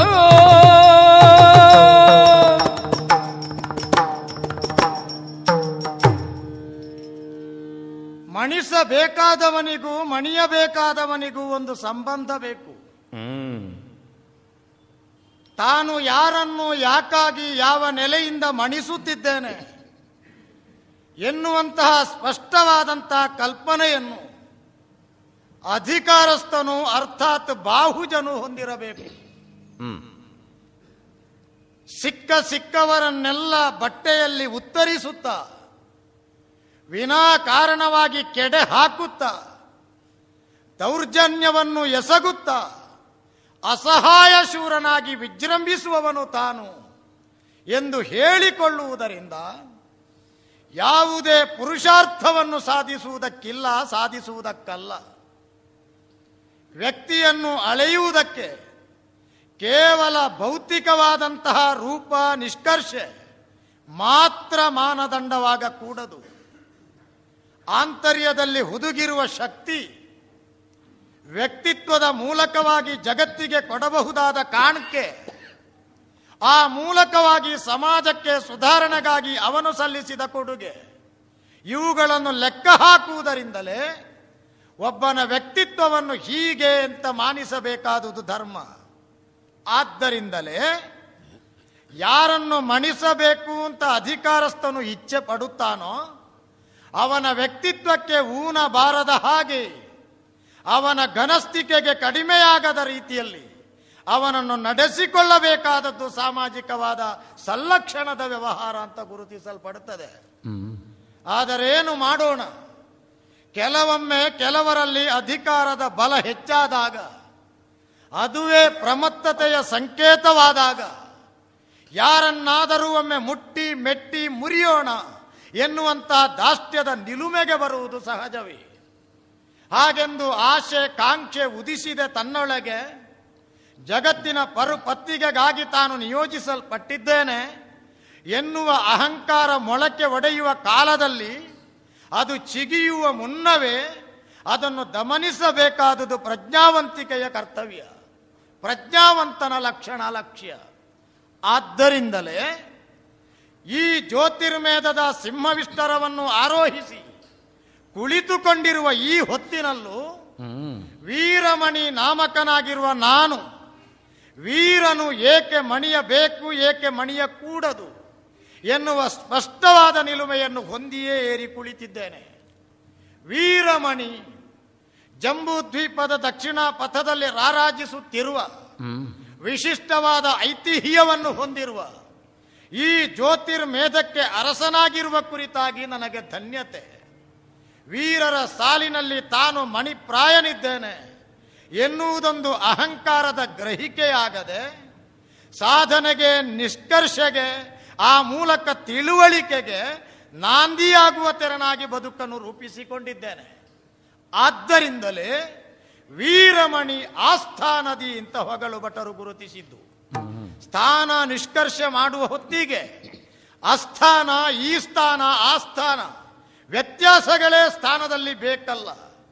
ಯಾರು ಅಸ್ಥಾನದಲ್ಲಿದ್ದಾನೋ, ಯಾರು ಸ್ಥಾನದಲ್ಲಿದ್ದು ಅಸ್ಥಾನದ ವ್ಯವಹರಣೆಯನ್ನು ತೋರುತ್ತಾನೋ ಅವನು ಜಾಗತಿಕವಾದ ಮನ್ನಣೆಯಿಂದ ಹೊರಗುಳಿಯುತ್ತಾನೆ ಅಂತ ಅರ್ಥ. ಯಾರು ಅಸ್ಥಾನದ ಪ್ರಜ್ಞೆಯನ್ನು ಸರಿಯಾಗಿ ಇಟ್ಟುಕೊಂಡು ಆ ಕೆಳಗಿನ ಸ್ಥಾನಕ್ಕೆ, ಆ ಸ್ಥಾನಕ್ಕೆ ಏರುತ್ತಾನೋ ಅವನೇ ಜಾಗತಿಕವಾಗಿ ಮನ್ನಣೆಯನ್ನು ಪಡೆಯುತ್ತಾನೆ ಅಂತ ಅರ್ಥ. ಆದ್ದರಿಂದಲೇ ವೀರಮಣಿ ಆಸ್ಥಾನದಿ. ಒಂದು ಕಾಲದಲ್ಲಿ ನಾನು ಎಲ್ಲವರ ಹಾಗೆ ಸ್ಥಾನ ಇಲ್ಲದೆ ಇದ್ದಂಥ ದಿನಗಳನ್ನು ಅನುಭವಿಸಿದವನು. ಆದರೂ ನನಗೊಂದು ಸಮಾಧಾನ, ಈ ಹೊತ್ತು ನಾನು ಲಭ್ಯ ಮಾಡಿಕೊಂಡಿರುವಂತಹ ಈ ಸ್ಥಾನ ಕೇವಲ ಸ್ವಯಾರ್ಜಿತವಾದದ್ದು ಅಂತ ಹೇಳುವ ಅಹಮಿಕೆ ನನ್ನ ಪಾಲಿಗಿಲ್ಲ. ರಾಜನಾದವನು ಕರ್ತವ್ಯ ಪ್ರಜ್ಞೆ ಉಳ್ಳವನಾಗಿ, ಪ್ರಜಾವತ್ಸಲಿಯಾಗಿ, ಸರ್ವ ಜನಾನುರಾಗಿಯಾಗಿ, ವರ್ಣಗಳಲ್ಲಿ ತರತಮವನ್ನು ಯೋಚಿಸದೆ ಅತ್ಯಂತ ಸೌಂದರ್ಯದ, ಅತ್ಯಂತ ಶ್ರೇಷ್ಠ ಭಾವದ, ಸಾರ್ವತ್ರಿಕ ಮನ್ನಣೆಗೆ ಭಾಜನನಾಗುವ ಆಡಳಿತವನ್ನು ಕೊಡುವ ಶಕ್ತಿಯನ್ನು ಹೊಂದಬೇಕು. ಇದು ನನ್ನಿಂದ ಸಾಧ್ಯವಾಗಿದೆ ಎನ್ನುವ ಸಮಾಧಾನ. ಪ್ರಜೆಗಳಲ್ಲಿ ಯಾವುದೇ ಭೀತಿ ಇಲ್ಲ, ಪ್ರಜೆಗಳ ಮಧ್ಯದಲ್ಲಿ ಆತಂಕದ ಮೋಡವೇ ಇಲ್ಲ. ಯಾವತ್ತಿದ್ದರೂ ಹಸನಾದ ಪ್ರೀತಿಯ ಮಳೆಯಿಂದ ತೊಯ್ದು ಮಿನುಗುತ್ತಿರುವಂತಹ ಆ ವಿವೇಕದ ನೆಲವೇ ಅವರ ಮನಸ್ಸಿನ ನೆಲೆಯಾಗಿದೆ. ಈ ಸಮಾಧಾನ ತೃಪ್ತಿ ನನ್ನ ಪಾಲಿಗೆ. ಆದ್ದರಿಂದ ಪ್ರಜಾವರ್ಗದಿಂದ ಸಿಗಬೇಕಾದ ಮನ್ನಣೆ ವೀರಮಣಿಗೆ ಸಿಕ್ಕಿದುದರಿಂದಲೇ ವೀರಮಣಿ ಆಸ್ಥಾನದಲ್ಲಿ ಮಂಡಿತನಾದುದಲ್ಲ. ಒಬ್ಬ ರಾಜನಾದವನು ಪ್ರಜೆಗಳಿಗೆ ತಂದೆಯಾಗಿ ಹೇಗೆ ಕಾಣಿಸಿಕೊಳ್ಳುತ್ತಾನೋ, ಅವನು ತನ್ನ ಸಂಸಾರಕ್ಕೆ ಅರ್ಥಾತ್ ದಾಂಪತ್ಯದ ಸಹಕಾರಿಣಿಯಾದಂತಹ ಮನದನ್ನೆಗೆ ಸರಿಯಾದ ಮನ್ನಣೆಯನ್ನು ಕೊಡಬೇಡುವೆ. ಆ ಮಟ್ಟಿಗೆ ದಾಂಪತ್ಯದ ಕುರಿತಾಗಿ ಹಿನ್ನೋಟವನ್ನು ಹರಿಯಿಸಿದರೆ ಪ್ರಸಕ್ತ ನನ್ನನ್ನು ಪತಿಯನ್ನಾಗಿ ಅಂಗೀಕರಿಸಿರುವ ನನ್ನ ಪತ್ನಿಮಣಿ ಅವಳ ಕುರಿತಾಗಿ ವಿಶೇಷವಾದ ಅಭಿಮಾನ ನನಗೆ. ಯಾವ ಹಸನಾದ ಭೂಮಿಯನ್ನು ಸರಿಯಾದ ಸ್ಥಿತಿಯಲ್ಲಿ ಸಮರ್ಪಕವಾಗಿ ಉತ್ತು ಬಿತ್ತಿ ಕರ್ಷಕನಾದವನು ಸುಯೋಗ್ಯವಾದ ಬೆಳೆಯನ್ನು ಸಕಾಲದಲ್ಲಿ ಪಡೆಯುತ್ತಾನೋ, ಅದೇ ರೀತಿಯ ಕರ್ಮ ಕೃಷಿಗೆ ಅನುಯೋಗ್ಯವಾದ ನನ್ನ ಕರ್ಮಕ್ಷೇತ್ರದಲ್ಲಿ ನಾನು ಬಿತ್ತನೆಯನ್ನು ನಡೆಸಿ ಬಂಜರು ಭೂಮಿಯ ಕರ್ಷಕ ಎನ್ನುವ ಹೆಸರನ್ನು ಪಡೆಯಲಿಲ್ಲ. ಒಂದು ಹಸನಾದ ಭೂಮಿಯಲ್ಲಿ ವಿಶೇಷವಾದ ಪ್ರತಿಭಾ ಸಂಪನ್ನ ಬೆಳೆಯ ಕಾಣಿಕೆಯನ್ನು ಜಗತ್ತಿಗೆ ಕರುಣಿಸಿಕೊಟ್ಟವನು ಎನ್ನುವ ಹಾಗಿನ ಸಮಾಧಾನ ನನ್ನ ಪಾಲಿಗೆ. ಈರ್ವರು ಮಕ್ಕಳನ್ನು ಆ ಕ್ಷೇತ್ರದಲ್ಲಿ ನಾನು ಪಡೆದಿದ್ದೇನೆ. ರುಕ್ಮಾಂಗ ಶುಭಾಂಗ, ನನ್ನ ಅಂಗಗಳಿಗೆ ಸೌಭಾಗ್ಯವನ್ನು ಶುಭಕರವಾದುದನ್ನು ಕೊಡಬಲ್ಲ ಕಾರಣದಿಂದ ಶುಭಾಂಗನು ತನ್ನ ಹೆಸರಿಗೆ ಸಾರ್ಥಕ್ಯವನ್ನು ತಂದುಕೊಂಡ್ರೆ ನಿಜವಾದ ಅರ್ಥದಲ್ಲಿ ಬಂಗಾರದ ಮೈ ಬಣ್ಣವುಳ್ಳ, ಬಂಗಾರದ ಮನಸ್ಸು, ಬಂಗಾರದ ವ್ಯಕ್ತಿತ್ವವನ್ನು ಹೊಂದಿರುವ, ಅದೇ ಕೀರ್ತಿಯನ್ನು ಹೊಂದಿರುವಂತಹ ಮಗ ರುಕ್ಮಾಂಗ. ಈರುವರು ನನ್ನ 2 ಅಕ್ಷಿಗಳು ಎನ್ನುವಲ್ಲಿ ನನಗೆ ಸಮಾಧಾನ.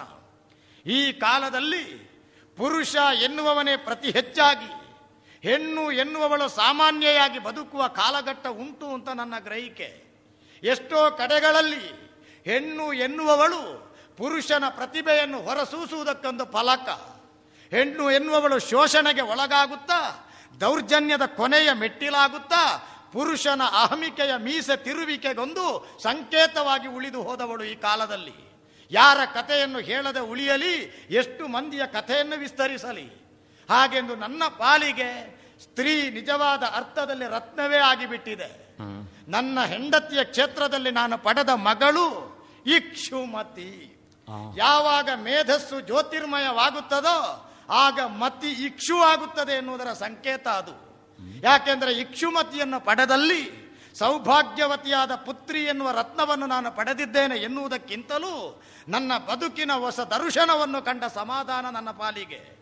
ಹೆಣ್ಣಾದವಳು ಕೇವಲ ಅಬಲ ಅಲ್ಲ, ಕೈಯಲ್ಲಿ ಬಳೆಗಳ ರಿಂಗಣ ಶಬ್ದ ಬೆಳೆಸುವವಳಲ್ಲ, ಕಾಲ ಗೆಜ್ಜೆಗಳ ಸೌಂದರ್ಯದಿಂದ ಮಾತ್ರ ಪುರುಷನ ಮನ ಮೋಹಿಸುವವಳಲ್ಲ, ಅದಕ್ಕಿಂತ ಅನ್ಯಾದ್ಭುತವಾದ ಸಾಧನೆಯನ್ನು ಮಾಡಬಲ್ಲಳು ಎನ್ನುವುದಕ್ಕೆ ಗಂಡು ವ್ಯಕ್ತಿತ್ವದ ನನ್ನ ಮಗಳೇ ಪ್ರಚಂಡ ಸಾಕ್ಷಿ. ಅದ್ಭುತವಾದ ಸಾಧನೆಯ ಮೂಲಕ, ಅಹರ್ನಿಶಿ ಹರನ ಧ್ಯಾನದ ಮೂಲಕ ಅವನನ್ನೇ ಒಲಿಸಿ ಅವನನ್ನೇ ಪತಿಯನ್ನಾಗಿ ಅನುಕರಿಸಿ ಅವನಿಗೆ ನನ್ನ ಮನೆಯನ್ನು ಮಾವನ ಮನೆಯನ್ನಾಗಿಸಿದಂಥ ಪುಣ್ಯಶಾಲಿನಿ. ಅಂತಹ ಮಗಳ ಕೊಡುಗೆಯನ್ನು ನಾನು ಯಾವ ಮನಸ್ಸಿನಿಂದ ಮರೆತೇನು? ಆದ್ದರಿಂದ ವೀರಮಣಿ ಆಸ್ಥಾನದಿ ಸಿಂಹವಿಸ್ತರವ ಏರಿ ಕುಳಿತೀರೆ. ಸಿಂಹವಿಸ್ತರವನ್ನು ಹಾರಿ ಕುಳಿತುಕೊಳ್ಳುವವರು ಕೆಲವರು, ಸಿಂಹವಿಸ್ತರವನ್ನು ಏರಿ ಕುಳಿತುಕೊಳ್ಳುವವರು ಇನ್ನು ಕೆಲವರು. ನಾವೆಲ್ಲ ಅಪ್ಪನ ಜುಟ್ಟು ಹಿಡಿದು ಕಕ್ಕಾಬಿಕ್ಕಿಯಾದ ಸ್ಥಿತಿಯಲ್ಲಿ ಹಳತ್ತನ್ನು ಕಕ್ಕು ಅಂತ ಗಂಟಲು ಹೊತ್ತಿ ಹಾರಿದ್ದಲ್ಲ. ನಾವು ಸಿಂಹವಿಸ್ತರವನ್ನು ಏರಿ ಆಳುವವರು. ಅದು ಹೇಗೆ? ಸಿಂಹವಿಸ್ತರವನ್ನು ಏರಿ ಕುಳಿತಿರ ಮೋದದಿ. ಕೆಲವರಿಗೆ ಕುಳಿತುಕೊಳ್ಳುವುದಕ್ಕೆ ಬರ್ತದೆ, ಮುಖ ಮಾತ್ರ ಗಂಟಿಕ್ಕಿಕೊಳ್ಳುತ್ತದೆ, ಹುಬ್ಬು ಸಡಿಲಾಗುವುದೇ ಇಲ್ಲ, ಎಲ್ಲಿ ನೋಡಿದ್ರೂ ಹೂಂಕಾರದ ಭಾವವೇ. ಹಾಗೆಂದು ಮೋದದಲ್ಲಿ ಕುಳಿತುಕೊಳ್ಳುವ ಸೌಭಾಗ್ಯ ಎಲ್ಲರಿಗೆ ಬರುವುದಿಲ್ಲ. ವೀರಮಣಿ ಆ ಸ್ಥಾನಕ್ಕೆ ಸೇರಿದ ಕಾರಣದಿಂದಲೇ ಸಿಂಹವಿಸ್ತರವನ್ನು ಏರಿ ಮೋದದಿಂದ ಕುಳಿತುಕೊಳ್ಳುವುದಕ್ಕೆ ಸಾಧ್ಯ ಆಗಿದೆ. ನಿನ್ನೆ ಒಂದು ಪ್ರಕರಣ ನಡೆದು ಹೋಗಿದೆ. ಬೇಕಾಗಿತ್ತೋ ಬೇಡವಾಗಿತ್ತೋ ಎನ್ನುವುದಲ್ಲ ಪ್ರಶ್ನೆ. ಕ್ಷಾತ್ರ ಎನ್ನುವುದೊಂದು ಅಭಿವ್ಯಕ್ತಿ ಅಂತ ಆದರೆ, ಕ್ಷಾತ್ರ ಎನ್ನುವುದೊಂದು ಕರ್ಮಾಂಗ ಅಂತ ಆದರೆ, ಕ್ಷಾತ್ರ ಎನ್ನುವುದೊಂದು ನಿಲುಮೆ ಅಂತ ಆದರೆ, ನಾವು ರಾಮನ ಕುದುರೆಯನ್ನು ಕಟ್ಟಿದ್ದು ಸರಿಯೇ. ಇದರ ಮಟ್ಟಿಗಿನ ಸಮರ್ಥನೆ ಇಷ್ಟಕ್ಕೇ ಸಾಕು. ಹೀಗೆ ಯೋಚಿಸುತ್ತಾ ಇನ್ನೇನು ಸಭಾ ಕಲಾಪವನ್ನು ಮುಂದುವರಿಸಬೇಕು ಎನ್ನುವಷ್ಟರಲ್ಲಿ ಆಶ್ಚರ್ಯಚಕಿತನಾಗುವ ಸರದಿ ನನ್ನದು. ನಿಶ್ಶಬ್ದವಾದ ನೀರವ ಮೌನವಾದ ಹೊದಿಕೆಯೊಳಗೆ ಹುದುಗಿ ಕುಳಿತಿರುವ ನನ್ನ ಸಭಾಸದರ ಮನಸ್ಸನ್ನು ಕ್ಷಣ ಮಾತ್ರಕ್ಕೆ ಆ ಕಡೆಗೆ ಸೆಳೆಯಬಲ್ಲ ವಿಲಕ್ಷಣವಾದ ವಿದ್ಯಮಾನವೊಂದು ಘಟಿಸಿ ಹೋಯಿತು. ಕಣ್ಣೆತ್ತಿ ನೋಡುತ್ತೇನೆ, ಎಲ್ಲ ವಿಚಿತ್ರವೇ. ಕಾವಲು ಕಾಯುವವರ ಅಚಾತುರ್ಯವೋ ಅಲ್ಲ ಮಂಗನು ಎನ್ನುವಂತಹ ಒಂದು ತಿರಸ್ಕಾರದ ಭಾವವೋ, ಅಂತೂ ವಾನರ ಒಂದು ನಮ್ಮ ಸಭಾಸ್ಥಾನವನ್ನು ಪ್ರವೇಶ ಮಾಡಿದೆ.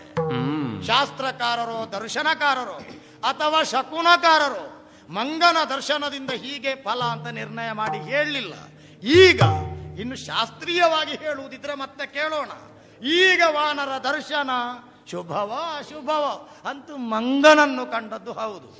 ಜನರನ್ನು ವಿಚಾರಿಸಬೇಕಾದ ನಾನು, ನರರ ಪರುಪತ್ತಿಗೆ ಮಾಡಬೇಕಾದ ನಾನು, ವಾನರನ ಕುರಿತಾಗಿ ಯೋಚಿಸುವುದಕ್ಕೆ ಪ್ರಾರಂಭ ಮಾಡಿದರೆ ಸಭೆಯ ಮರ್ಯಾದೆ ಉಳಿದೀತೋ, ಮರ್ಯಾದೆ ಮೀರಿದ ಹಾಗಾದೀತು. ಅದನ್ನು ವಿಚಾರಿಸುವುದಕ್ಕೆ ಮಕ್ಕಳಿದ್ದಾರೆ. ಸಭೆಯನ್ನು ಮುಂದುವರಿಸುತ್ತೇನಂತ ನೋಡು. ತರುಚರನು ಇವನೆನ್ನುತ್ತಲೇ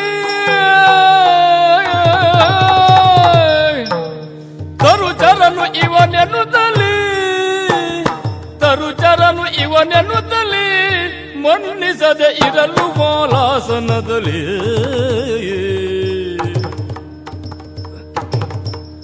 ಧರಣಿ ಪಾಲನ ಇದಿರಳೋ ಮನ್ನಿಸದೆ ಇರಲು ವಾಲಾಸನದಲ್ಲಿ ವಾಲಾಸನದಲ್ಲಿ ವಾಲಾಸನದಲ್ಲಿ ಧರಣಿ ಪಾಲನ ಇದಿರಳು ಮಂಡಿಸಿದ ಮರುತಾತ್ಮ ಭವ ಮುದದೊಳು ಧರಣಿ ಪಾಲನ ಇದಿರಳು ಮಂಡಿಸಿದ ಧರಣಿ ಪಾಲನ ಇದಿರಳು ಮಂಡಿಸಿದ ಮರುತಾತ್ಮ ಭವ ಮುದದೊಳು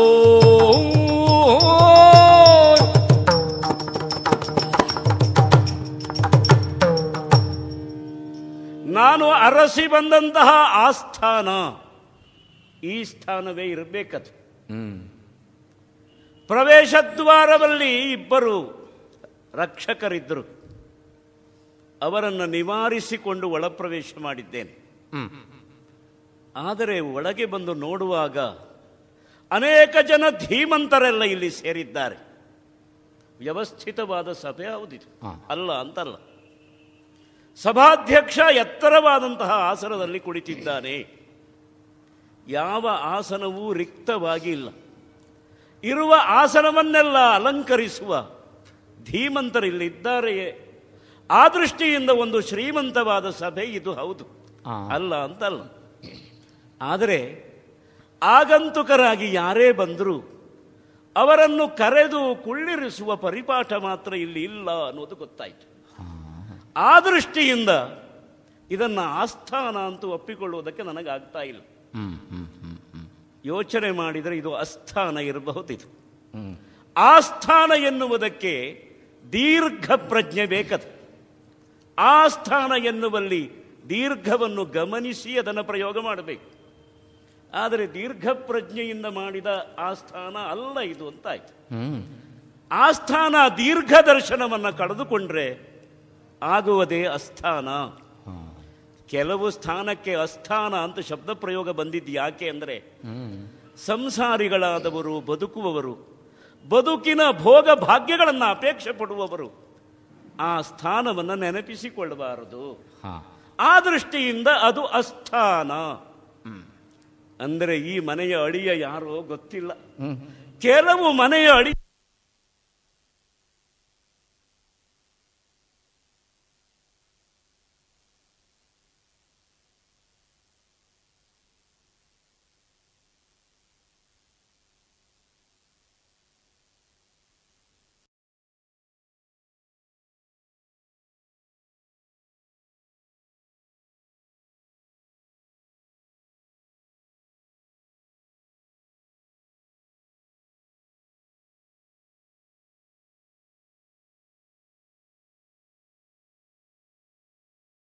ಜಗತ್ತಿಗೆಳೋ ಅಧಿಕ ನಶ್ವವ ಬಿಡಿದಿರೆ, ಅಧಿಕ ನಶ್ವವ ಬಿಡಿದಿರೆ, ಬರಿದೇಗೆ ಕದನ ಕಾರಣರಾದಿರೆ.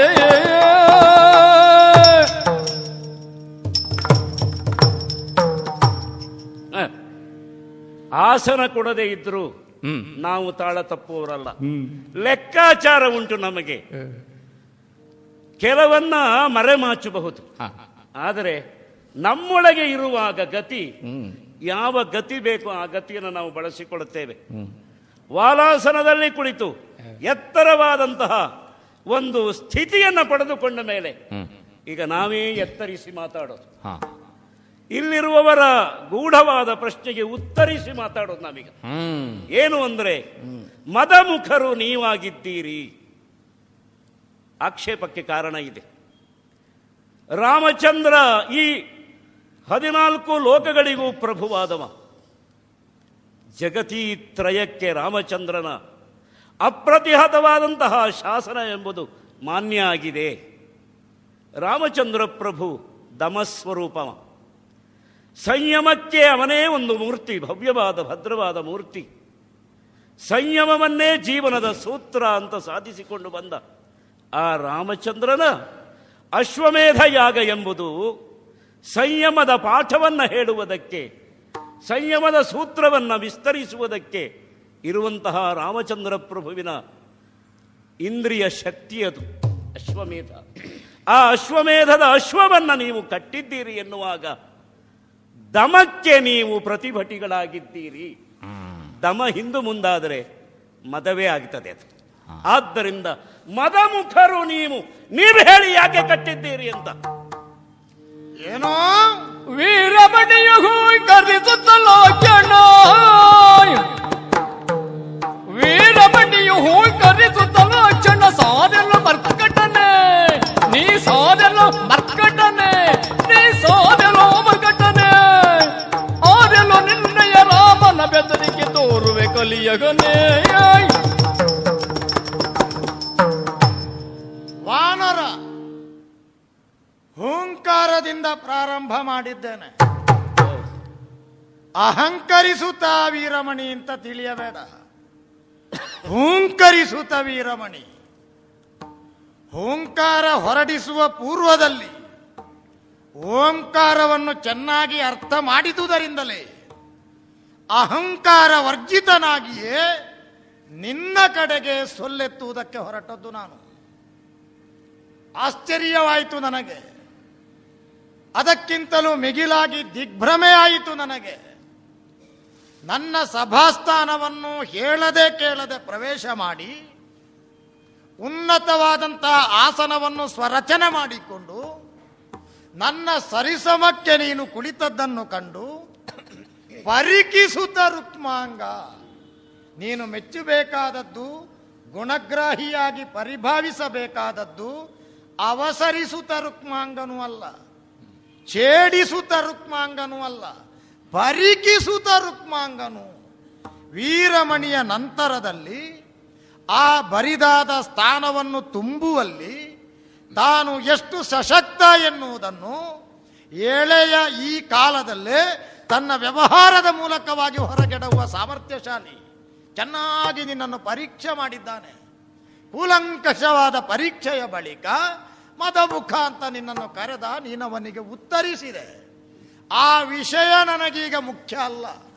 ನನ್ನ ಮಗನನ್ನು ಪಾರ್ಶ್ವಕ್ಕೆ ಸರಿಸಿ ಮುಂದಕ್ಕೆ ವ್ಯವಹರಿಸಬೇಕಾದವನು ತಾನು ಅಂತ ಸೂಚಿಸಿ ಹೂಂಕಾರದ ಮೂಲಕ ನಿನ್ನ ಗಮನವನ್ನು ನಾನು ಸೆಳೆದಿದ್ದೇನೆ. ಸಾರೆಲ ಮರ್ಕಟ, ನೀನು ಬೇಕಿದ್ರೆ ಇನ್ನೂ 2 ದಿವಸ ಹೆಚ್ಚುವರಿಯಾಗಿ ಅನುಮತಿ ತೆಕ್ಕೊಂಡು ನಿನ್ನ ಆಸ್ಥಾನದಲ್ಲಿ ನಾನು ಸಾರುವುದಕ್ಕೆ ಕೆಲವು ವಿಷಯ ಉಂಟು ಅಂತ ಒಪ್ಪಿಗೆ ತೆಕ್ಕೊಂಡು ಎಷ್ಟು ಬೇಕಾದರೂ ಸಾರೆಲ್ಲ, ನನ್ನ ಆಕ್ಷೇಪ ಇಲ್ಲ. ಆದರೆ ಆಕ್ಷೇಪ ಇರುವುದು ಎಲ್ಲಿ ಬಲ್ಲೆಯ? ನನ್ನ ಕ್ಷೇತ್ರಕ್ಕೆ ಪ್ರವೇಶ ಮಾಡಿ ನನ್ನ ಆಸ್ಥಾನದಲ್ಲಿ ಮಂಡಿತನಾಗಿ ನನ್ನ ಕುರಿತಾಗಿ ಶ್ಲಾಘಿಸಬೇಕಾದ ಸ್ಥಾನದಲ್ಲಿ ನೀನು ಅನ್ಯರನ್ನು ಹೊಗಳುವುದಕ್ಕೆ ಉಪಕ್ರಮಿಸಿದ್ದಿ. ರಾಜಕಾರಣವನ್ನು ಚೆನ್ನಾಗಿ ಅಧ್ಯಯನ ಮಾಡಿದ ಪ್ರವೃತ್ತಿಗಳು ಈ ಪ್ರಕ್ರಿಯೆಯನ್ನು ಯಾವ ಕಾಲದಲ್ಲೂ ಮಾನಿಸುವುದಿಲ್ಲ. ಈಗ ಉದಾಹರಣೆಗೆ ನಿನ್ನದ್ದೇ ಒಂದು ರಾಜ್ಯ ಉಂಟು ಅಂತ ಇಟ್ಟುಕೋ. ಉಂಟೋ ಇಲ್ವೋ ನಾನರಿಯೇ, ಎಲ್ಲೋ ಕೇಳಿದ್ದೇನೆ. ಕಿಷ್ಕಿಂಧೆ ಎನ್ನುವ ಪ್ರದೇಶ, ಅಲ್ಲಿಗೊಬ್ಬ ವಾಲಿ ಅಂತ ರಾಜ ಇದ್ದ, ಅವನ ಕಾಲದ ನಂತರ ಸುಗ್ರೀವ ಇದ್ದಾನೆ.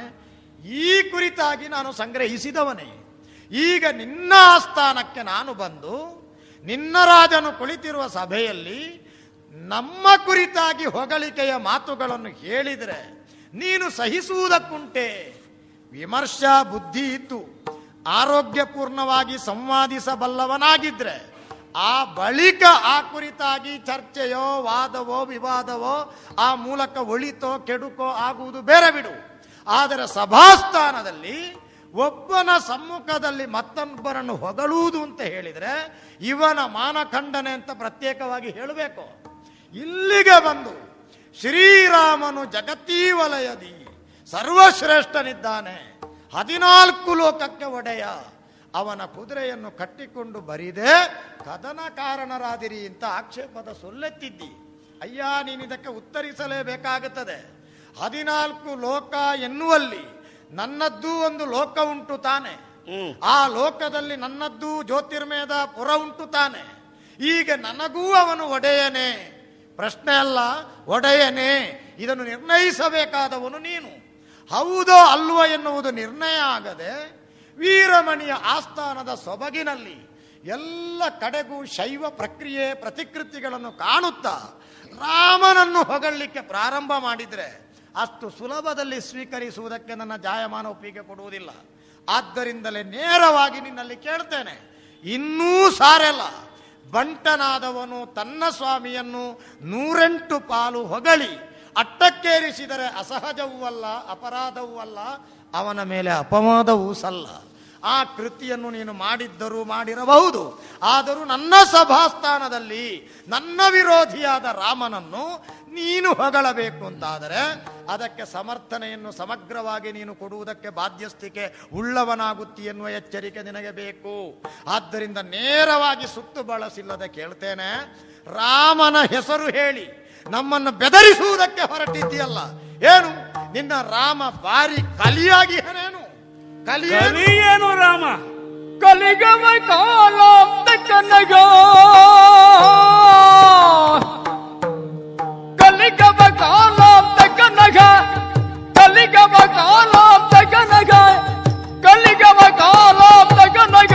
ಅಬ್ದಿಗೆ ಬಲಿಯುತ ಸೇತುವೆಯ, ಅಬ್ದಿಗೆ ಬಲಿಯುತ ಸೇತುವೆಯ, ಅಬ್ದಿಗೆ ಅಬ್ದಿಗೆ ಬಲಿಯುತ ಸೇತುವೆಯ.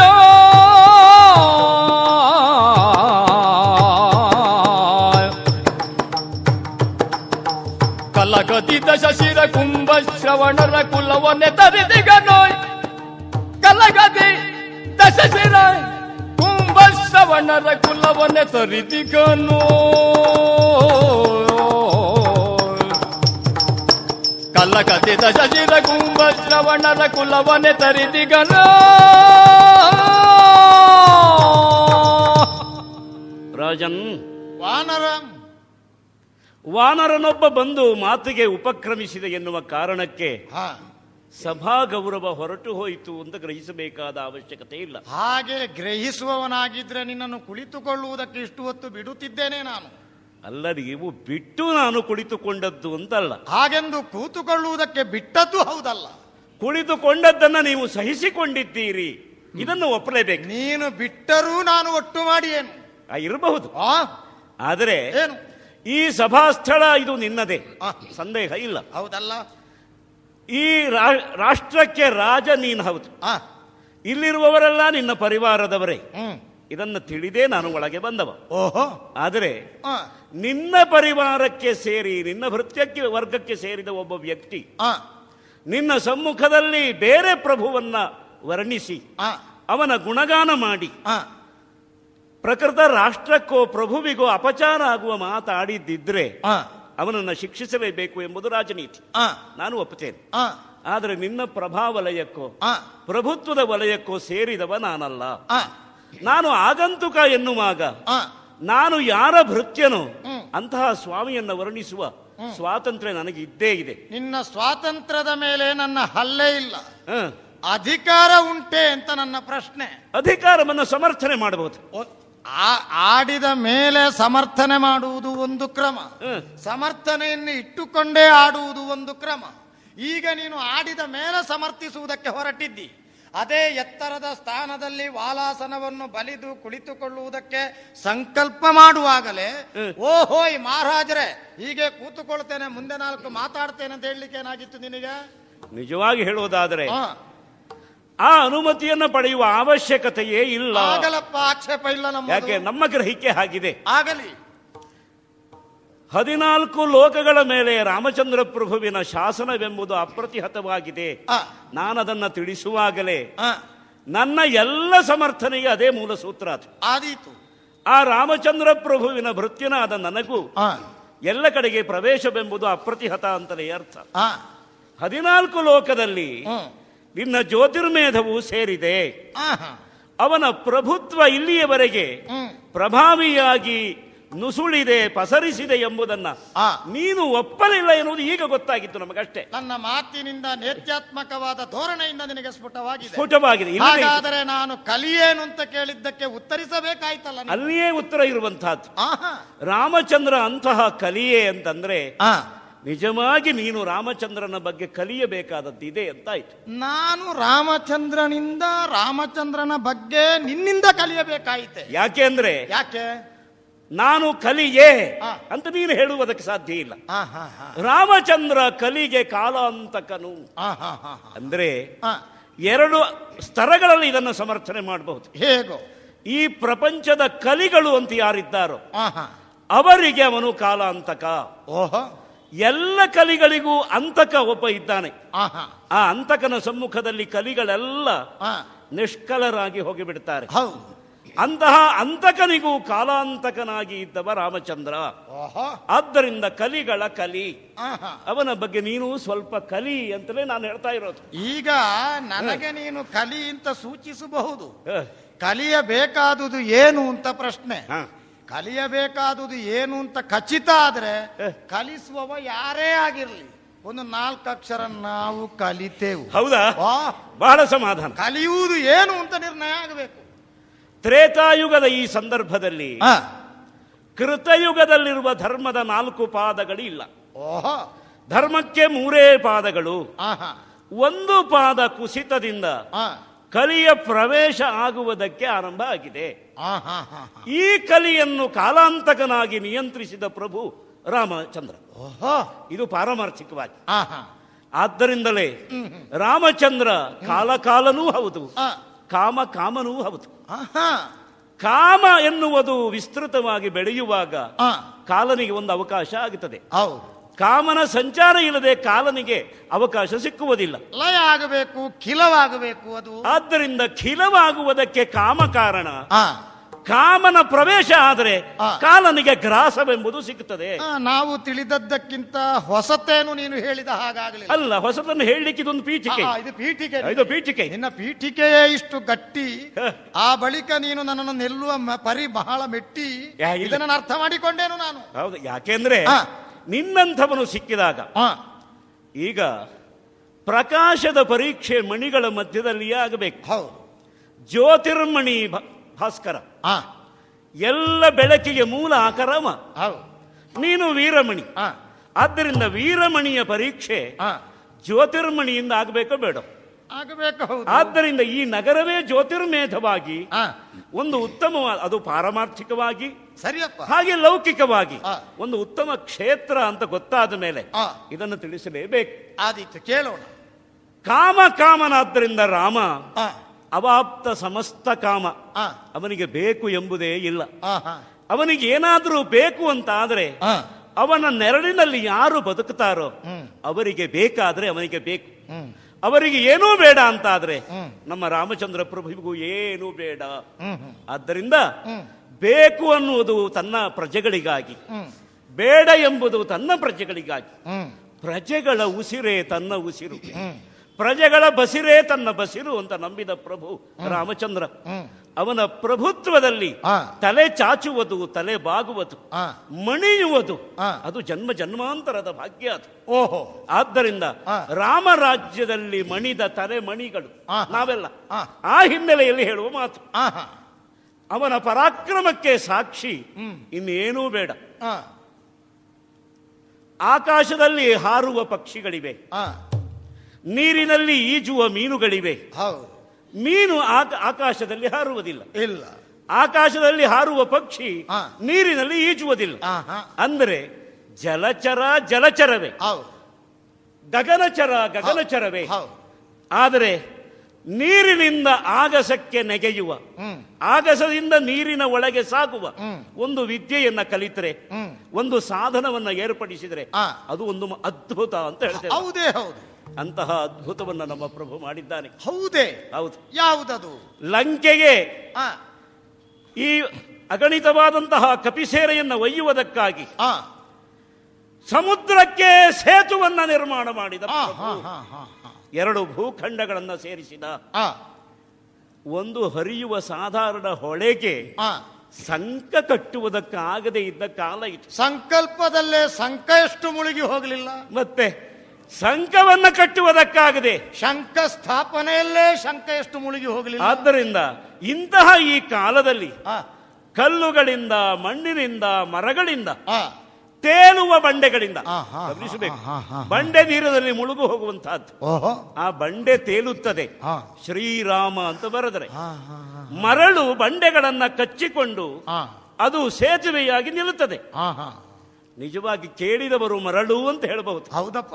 ಕಾಣುವವರಿಗೂ ಅದು ಮರಳಾಗಿರಬಹುದು. ಹೌದು.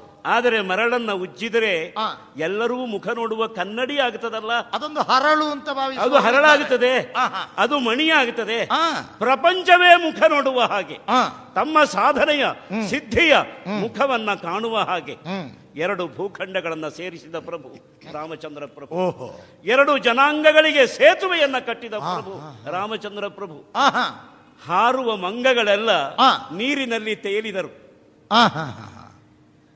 ಸಾಧಾರಣವಾದಂತಹ ಒಂದು ಅಳಿಲಿನಂತಹ ಪ್ರಾಣಿಯು ರಾಮ ಕೈಂಕರ್ಯಕ್ಕಾಗಿ ಮರಳಿನ ರಾಶಿಯ ಮೇಲೆ ಹೊರಳಾಡುವುದು, 4 ಮರಳು ಕಣಗಳನ್ನು ಬಂದು ಸೇತುವೆಗೆ ಚೆಲ್ಲುವುದು. ಮೊನ್ನೆ ನಮ್ಮಲ್ಲಿ ಗುರುಗಳು ಹೊಸ ಪಾಠ ಪ್ರಾರಂಭ ಮಾಡಿದ್ರು, ಮಳಲ ಮೇಲೆ ಅಳಿಲ ಸೇವೆ ಅಂತ. ನಾವು ಆ ಪಾಠವನ್ನಾಗಲೇ ತಿದ್ದುಪಡಿ ಮಾಡಿದ್ದೇವೆ, ಅದು ಬೇರೆ. ಆದ್ರೆ ಕೇಳಿದ್ದುಂಟು. ಯಾಕೆಂದ್ರೆ ರಾಮಚಂದ್ರ ಪ್ರಭುವಿನ ಈ ಮಹತ್ ಕಾರ್ಯದಲ್ಲಿ ನಮಗೂ ಒಂದು ಪಾಲಿರಲಿ ಅಂತ. ಪಾಲನ್ನ ಕೇಳಿದಂತಹ ಜೀವಿಗಳಿಗೆಲ್ಲ ಪ್ರಭು ಪಾಲು ಮಾತ್ರ ಕೊಟ್ಟಿದ್ದಲ್ಲ, ಮತ್ತೇನು, ಪಾಲನ್ನೇ ಕೊಟ್ಟಿದ್ದ. ಅಮೃತದಂತಹ ಹಾಲನ್ನ ಕೊಟ್ಟು ಜೀವನದ ಮಾರ್ಗದರ್ಶನವನ್ನು ಮಾಡಿದ್ದಾನೆ. ಆದ್ದರಿಂದ ಅಂತಹ ರಾಮಚಂದ್ರನ ಪ್ರಭುತ್ವ ಎಲ್ಲ ಕಡೆ ಇರುವಾಗ ಮತ್ತೆ ರಾಮನ ಸೇವಕರು ಎತ್ತರವಾಗಿ ಕೂತ್ಕೊಳ್ಬೇಕೋ ಬೇಡವೋ? ಕೂತ್ಕೊಳ್ಬೇಕಪ್ಪ. ರಾಮ ಕಿಂಕರರು ನಾವು. ರಾಮನೇ ಆ ಮಟ್ಟಕ್ಕಿದ್ದಾನೆ ಅಂತ ಆದ್ರೆ ರಾಮ ಕಿಂಕರರು ಎಷ್ಟಿನ ಮಟ್ಟಕ್ಕೆ ಬೇಡ, ಮತ್ತೆ ಬೇಕು. ಆದ್ದರಿಂದ ಎತ್ತರವಾಗಿ ನಾವು ಕುಳಿತುಕೊಂಡದ್ದು. ಈಗ ಸೇತುವೆ ಕಟ್ಟಿದ್ದು ಹೌದು, ಅದರಿಂದ ಏನು ಸಾಧಿಸಿದ್ದು ರಾಮ? ಸೇತುವೆ ಕಟ್ಟಿದ್ದರಿಂದ ಲೋಕಾಂತರಗಳ ಮೇಲಿನ ಪ್ರಭುತ್ವವನ್ನು ಸ್ಥಾಪಿಸಿದ.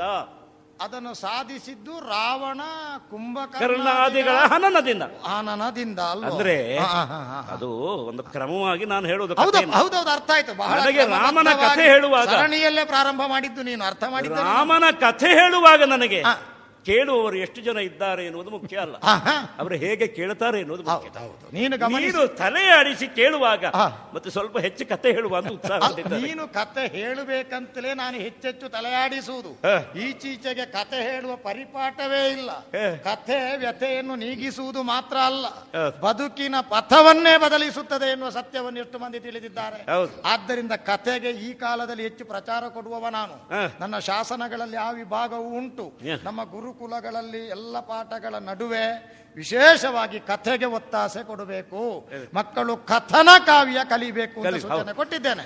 ಆದ್ದರಿಂದ ನೀನು ಕೊಟ್ಟ ವಿವರಣೆಯಿಂದ ಸಂಗ್ರಾಹೀಯವಾಗಿ ತಿಳಿದದ್ದಿಷ್ಟು: ಕಲಿಗೆ ರಾಮನು ಕಾಲಾಂತಕನಾಗಿದ್ದಾನೆ, ಅದ್ದಿಗೆ ಸೇತುವನ್ನು ಬಲಿದು ರಾವಣ ಕುಂಭಕರ್ಣನನ್ನು ಕೊಂದಿದ್ದಾನೆ. ಇದಿಷ್ಟೂ ನೀನು ಒಪ್ಪಿಸಿದ ಪಾಠ. ಈಗ ಕಲಿಯುವುದು ಹೇಗೂ ಉಂಟಲ್ಲ, ತಿಳಿದಿರುವುದು ಹೇಗೂ ಉಂಟಲ್ಲ. ಈ ಕಲಿಯುವಿಕೆ ಮತ್ತು ಅರಿಯುವಿಕೆ ಎರಡೂ ಒಂದೇ ಅಲ್ಲ. ಕಲಿತದ್ದಕ್ಕಿಂತ ಸ್ವಲ್ಪ ಭಿನ್ನವಾದದ್ದು ಅರಿತದ್ದು ಆಗಿದೆ. ಯಾಕೆಂದರೆ ಅರಿವು ಎನ್ನುವುದು ಕೇವಲ ಕಲಿಕೆಯಿಂದ ಬರುವುದಿಲ್ಲ ಅಂತ ನಮ್ಮ ಗ್ರಹಿಕೆ. ಸಾಮಾನ್ಯವಾದ ಜ್ಞಾನವನ್ನು ವಿಸ್ತರಿಸಿಕೊಂಡಾಗ, ವಿಮರ್ಶನ ಬುದ್ಧಿಯನ್ನು ವಿಸ್ತರಿಸಿಕೊಂಡಾಗ ಅರಿವು ವಿಸ್ತಾರವಾಗುತ್ತದೆ ಅಂತ ನಂಬಿದವರು ನಾವು. ಈಗ ರಾಮನ ಬಗ್ಗೆ ನೀನಿಷ್ಟು ಕಲಿಸಿದ್ಯಲ್ಲ ಪುಣ್ಯಾತ್ಮ, ಆದರೆ ನಾನು ಅರಿತದ್ದು ಬೇರೆ ಉಂಟಲ್ಲ. ಏನದು? ಅರಿತಿಹೇ? ಅರಿತಿಗೆ ಕಳ್ಳನು ಇದಿರುತಿಗ ಸತಿಯನ್ನು ತೊರೆದುರ ನಾಚಿಕೆಯ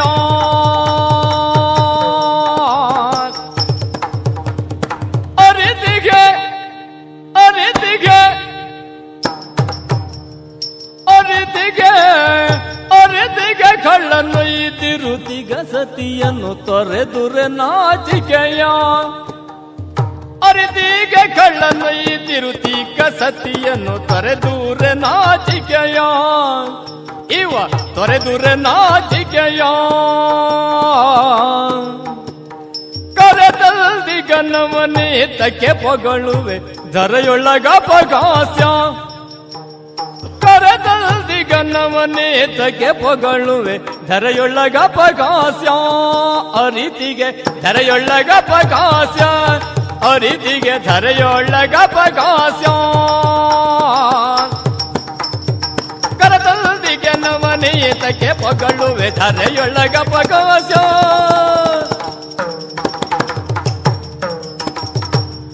ವಾನರ, ರಾಮಚರಿತೆಯನ್ನು ಕಟ್ಟುವ ಪ್ರಯತ್ನಕ್ಕೆ ನೀನು ತೊಡಗಿದ್ದಿ. ನಿನಗೆ ಇದೊಂದು ಕಠಿಣ ಕಾಯಕವೇ ಆಗುವುದಿಲ್ಲ. ರಾಮನ ಸುದೀರ್ಘಕಾಲೀನ ಒಡನಾಟದಿಂದ, ಅವನ ಸಹಚರ್ಯದ ಪ್ರಭಾವದಿಂದ, ಅವನ ಕುರಿತಾದಂಥ ಮಾಹಿತಿಗೆ ನಿನ್ನಲ್ಲಿ ಅಭಾವವೇ ಕಾಣಿಸುವುದಿಲ್ಲ. ರಾಮನ ಪ್ರಭಾವಲಯ, ಅದರೊಳಗೆ ನೀನು ಸೇರಿಕೊಂಡ ತಾದಾತ್ಮ್ಯವೇ ನಿನ್ನ ಬಾಯಿಯಿಂದ ಈ ಶಬ್ದಗಳನ್ನು ಹೊರಡಿಸುತ್ತಿದೆ ಅಂತ ನಾನು ಭಾವಿಸುತ್ತೇನೆ. ಮನಸ್ಸಿನ ಮೇಲೆ ನಾನು ಹಲ್ಲೆ ಮಾಡುವ ಕ್ರಮ ಇಲ್ಲ. ಶರೀರಕ್ಕಾದರೂ ಬಾಸುಂಡೆ ಬರುವ ಹಾಗೆ ಬಿಗಿಯಬಹುದು, ಚಿವುಟಬಹುದು, ಗೀರಬಹುದು, ಮನಸ್ಸಿಗೆ ಬರೆ ಎಳೆಯ ಕೂಡದು ಅಂತ ನಮಗೆ ಗುರುಪಾಠವಾದದ್ದು. ಈಗ ನಾನು ನೀನು ತಾತ್ವಿಕವಾದಂಥ ಭಿನ್ನತೆಯ ಆಚೆಗೂ ಈಚೆಗೂ ನಿಂತಿದ್ದೇವೆ. ಕಾಣುವವರ ಕಣ್ಣಿಗೆ, ಕಿವಿದರದಿರುವವರ ಆಕಾಂಕ್ಷೆಗೆ ಇದೊಂದು ಜಗಳಕ್ಕೆ ಹುನ್ನಾರವೇ, ಇದೊಂದು ಸಂಘರ್ಷಕ್ಕೆ ನಾಂದಿಯೇ ಎನ್ನುವ ಕೌತುಕವಾಗಿ ಕಾಣಿಸಿದ್ರು, ಇದನ್ನು ಸೈದ್ಧಾಂತಿಕ ಭಿನ್ನತೆಯ ವಿನಿಮಯ ಅಂತ ಹೊಸ ಶೀರ್ಷಿಕೆಯಲ್ಲಿ ನಾವು ಗುರುತಿಸೋಣ. ಆಗಬಹುದಲ್ಲ. ಈಗ ನೀನು ಅಷ್ಟನ್ನೂ ಕಟ್ಟಿಕೊಟ್ಟ ಮೇಲೆ ಸಂಗ್ರಹಿಸಿದುದರ ಆಧಾರದಲ್ಲಿ ನನ್ನೊಳಗೆ ಮುಳೆತಿರುವ ಪ್ರಶ್ನೆಗಳನ್ನು ವಾಕ್ಯ ರೂಪದಲ್ಲಿ ನಿನ್ನ ಸಮ್ಮುಖದಲ್ಲಿ ನಾನು ಸಾದರಪಡಿಸಲಿಕ್ಕೆ ಬೇಕು. ಮತ್ತೆ ಅದು ಬಿಕ್ಕಟ್ಟಾದರೆ ಅದನ್ನು ಒಕ್ಕಟ್ಟಿನಿಂದ ಕಟ್ಟಿ ಬಿಡಿಸಬೇಕಾದಂತ ಕಾಯಕಕ್ಕೂ ನೀನು ನಿನ್ನನ್ನು ಅರ್ಪಿಸಿಕೊಡಬೇಕು. ಅರಿತಿಹೇ ನಾನು ಅಂತ ಹೇಳಿದೆ. ಈಗ ರಾಮನ ಕುರಿತಾಗಿ ನಾನು ಪೂರ್ವಾಗ್ರಹ ಪೀಡಿತನೋ, ರಾಮನ ವ್ಯಕ್ತಿತ್ವಕ್ಕೆ ಮನ್ನಣೆಯನ್ನು ಕೊಡುವವರ ನಾಲಗೆ ಕತ್ತರಿಸುವವನು ನಾನಲ್ಲ. ನಮ್ಮ ಶಾಸನ ಪ್ರಕಾರಗಳಲ್ಲಿ ಆಗಿರುವ ಕಠಿಣ ಶಾಸನವನ್ನು ವಿಧಿಸಿದುದಕ್ಕೆ ಒಂದು ಆಧಾರವು ನಿನಗೆ ಸಿಕ್ಕುವುದಿಲ್ಲ.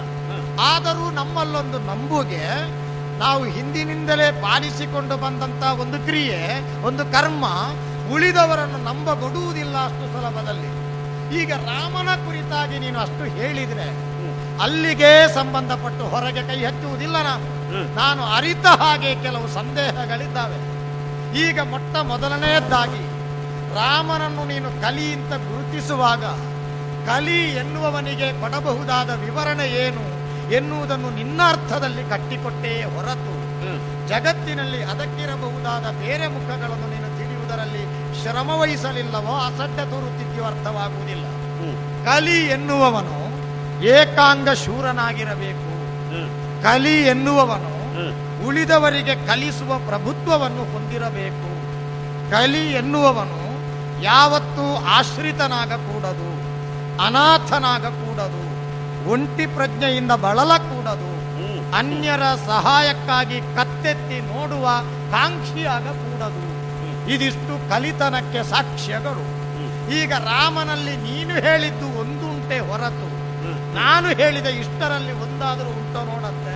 ಯಾಕೆ? ಅನೇಕ ಘಟಕಗಳ ಒಕ್ಕೂಟದಿಂದ ರಾಮ ಸೌಕರ್ಯವನ್ನು ಕಲ್ಪಿಸಿಕೊಂಡು ತನ್ನ ಧ್ಯೇಯದ ತನ್ನ ಗುರಿಯ ಸಾಧನೆ ಮಾಡಿದನೆ ಹೊರತು ಕಲಿತನದಿಂದ ರಾಮ ಮಾಡಿದ್ದೇ ಅಲ್ಲ ಎನ್ನುವುದನ್ನು ನಿರ್ದಾಕ್ಷಿಣ್ಯವಾಗಿ ನಿನ್ನ ಮುಂದೆ ನಾನು ಹೇಳಲೇಬೇಕು. ಅದಕ್ಕೆ ನಿದರ್ಶನ ನಿನ್ನ ಸೇತುವೆಯ ಬುಡದಿಂದಲೇ ಪ್ರಾರಂಭ ಆಗಲಿ.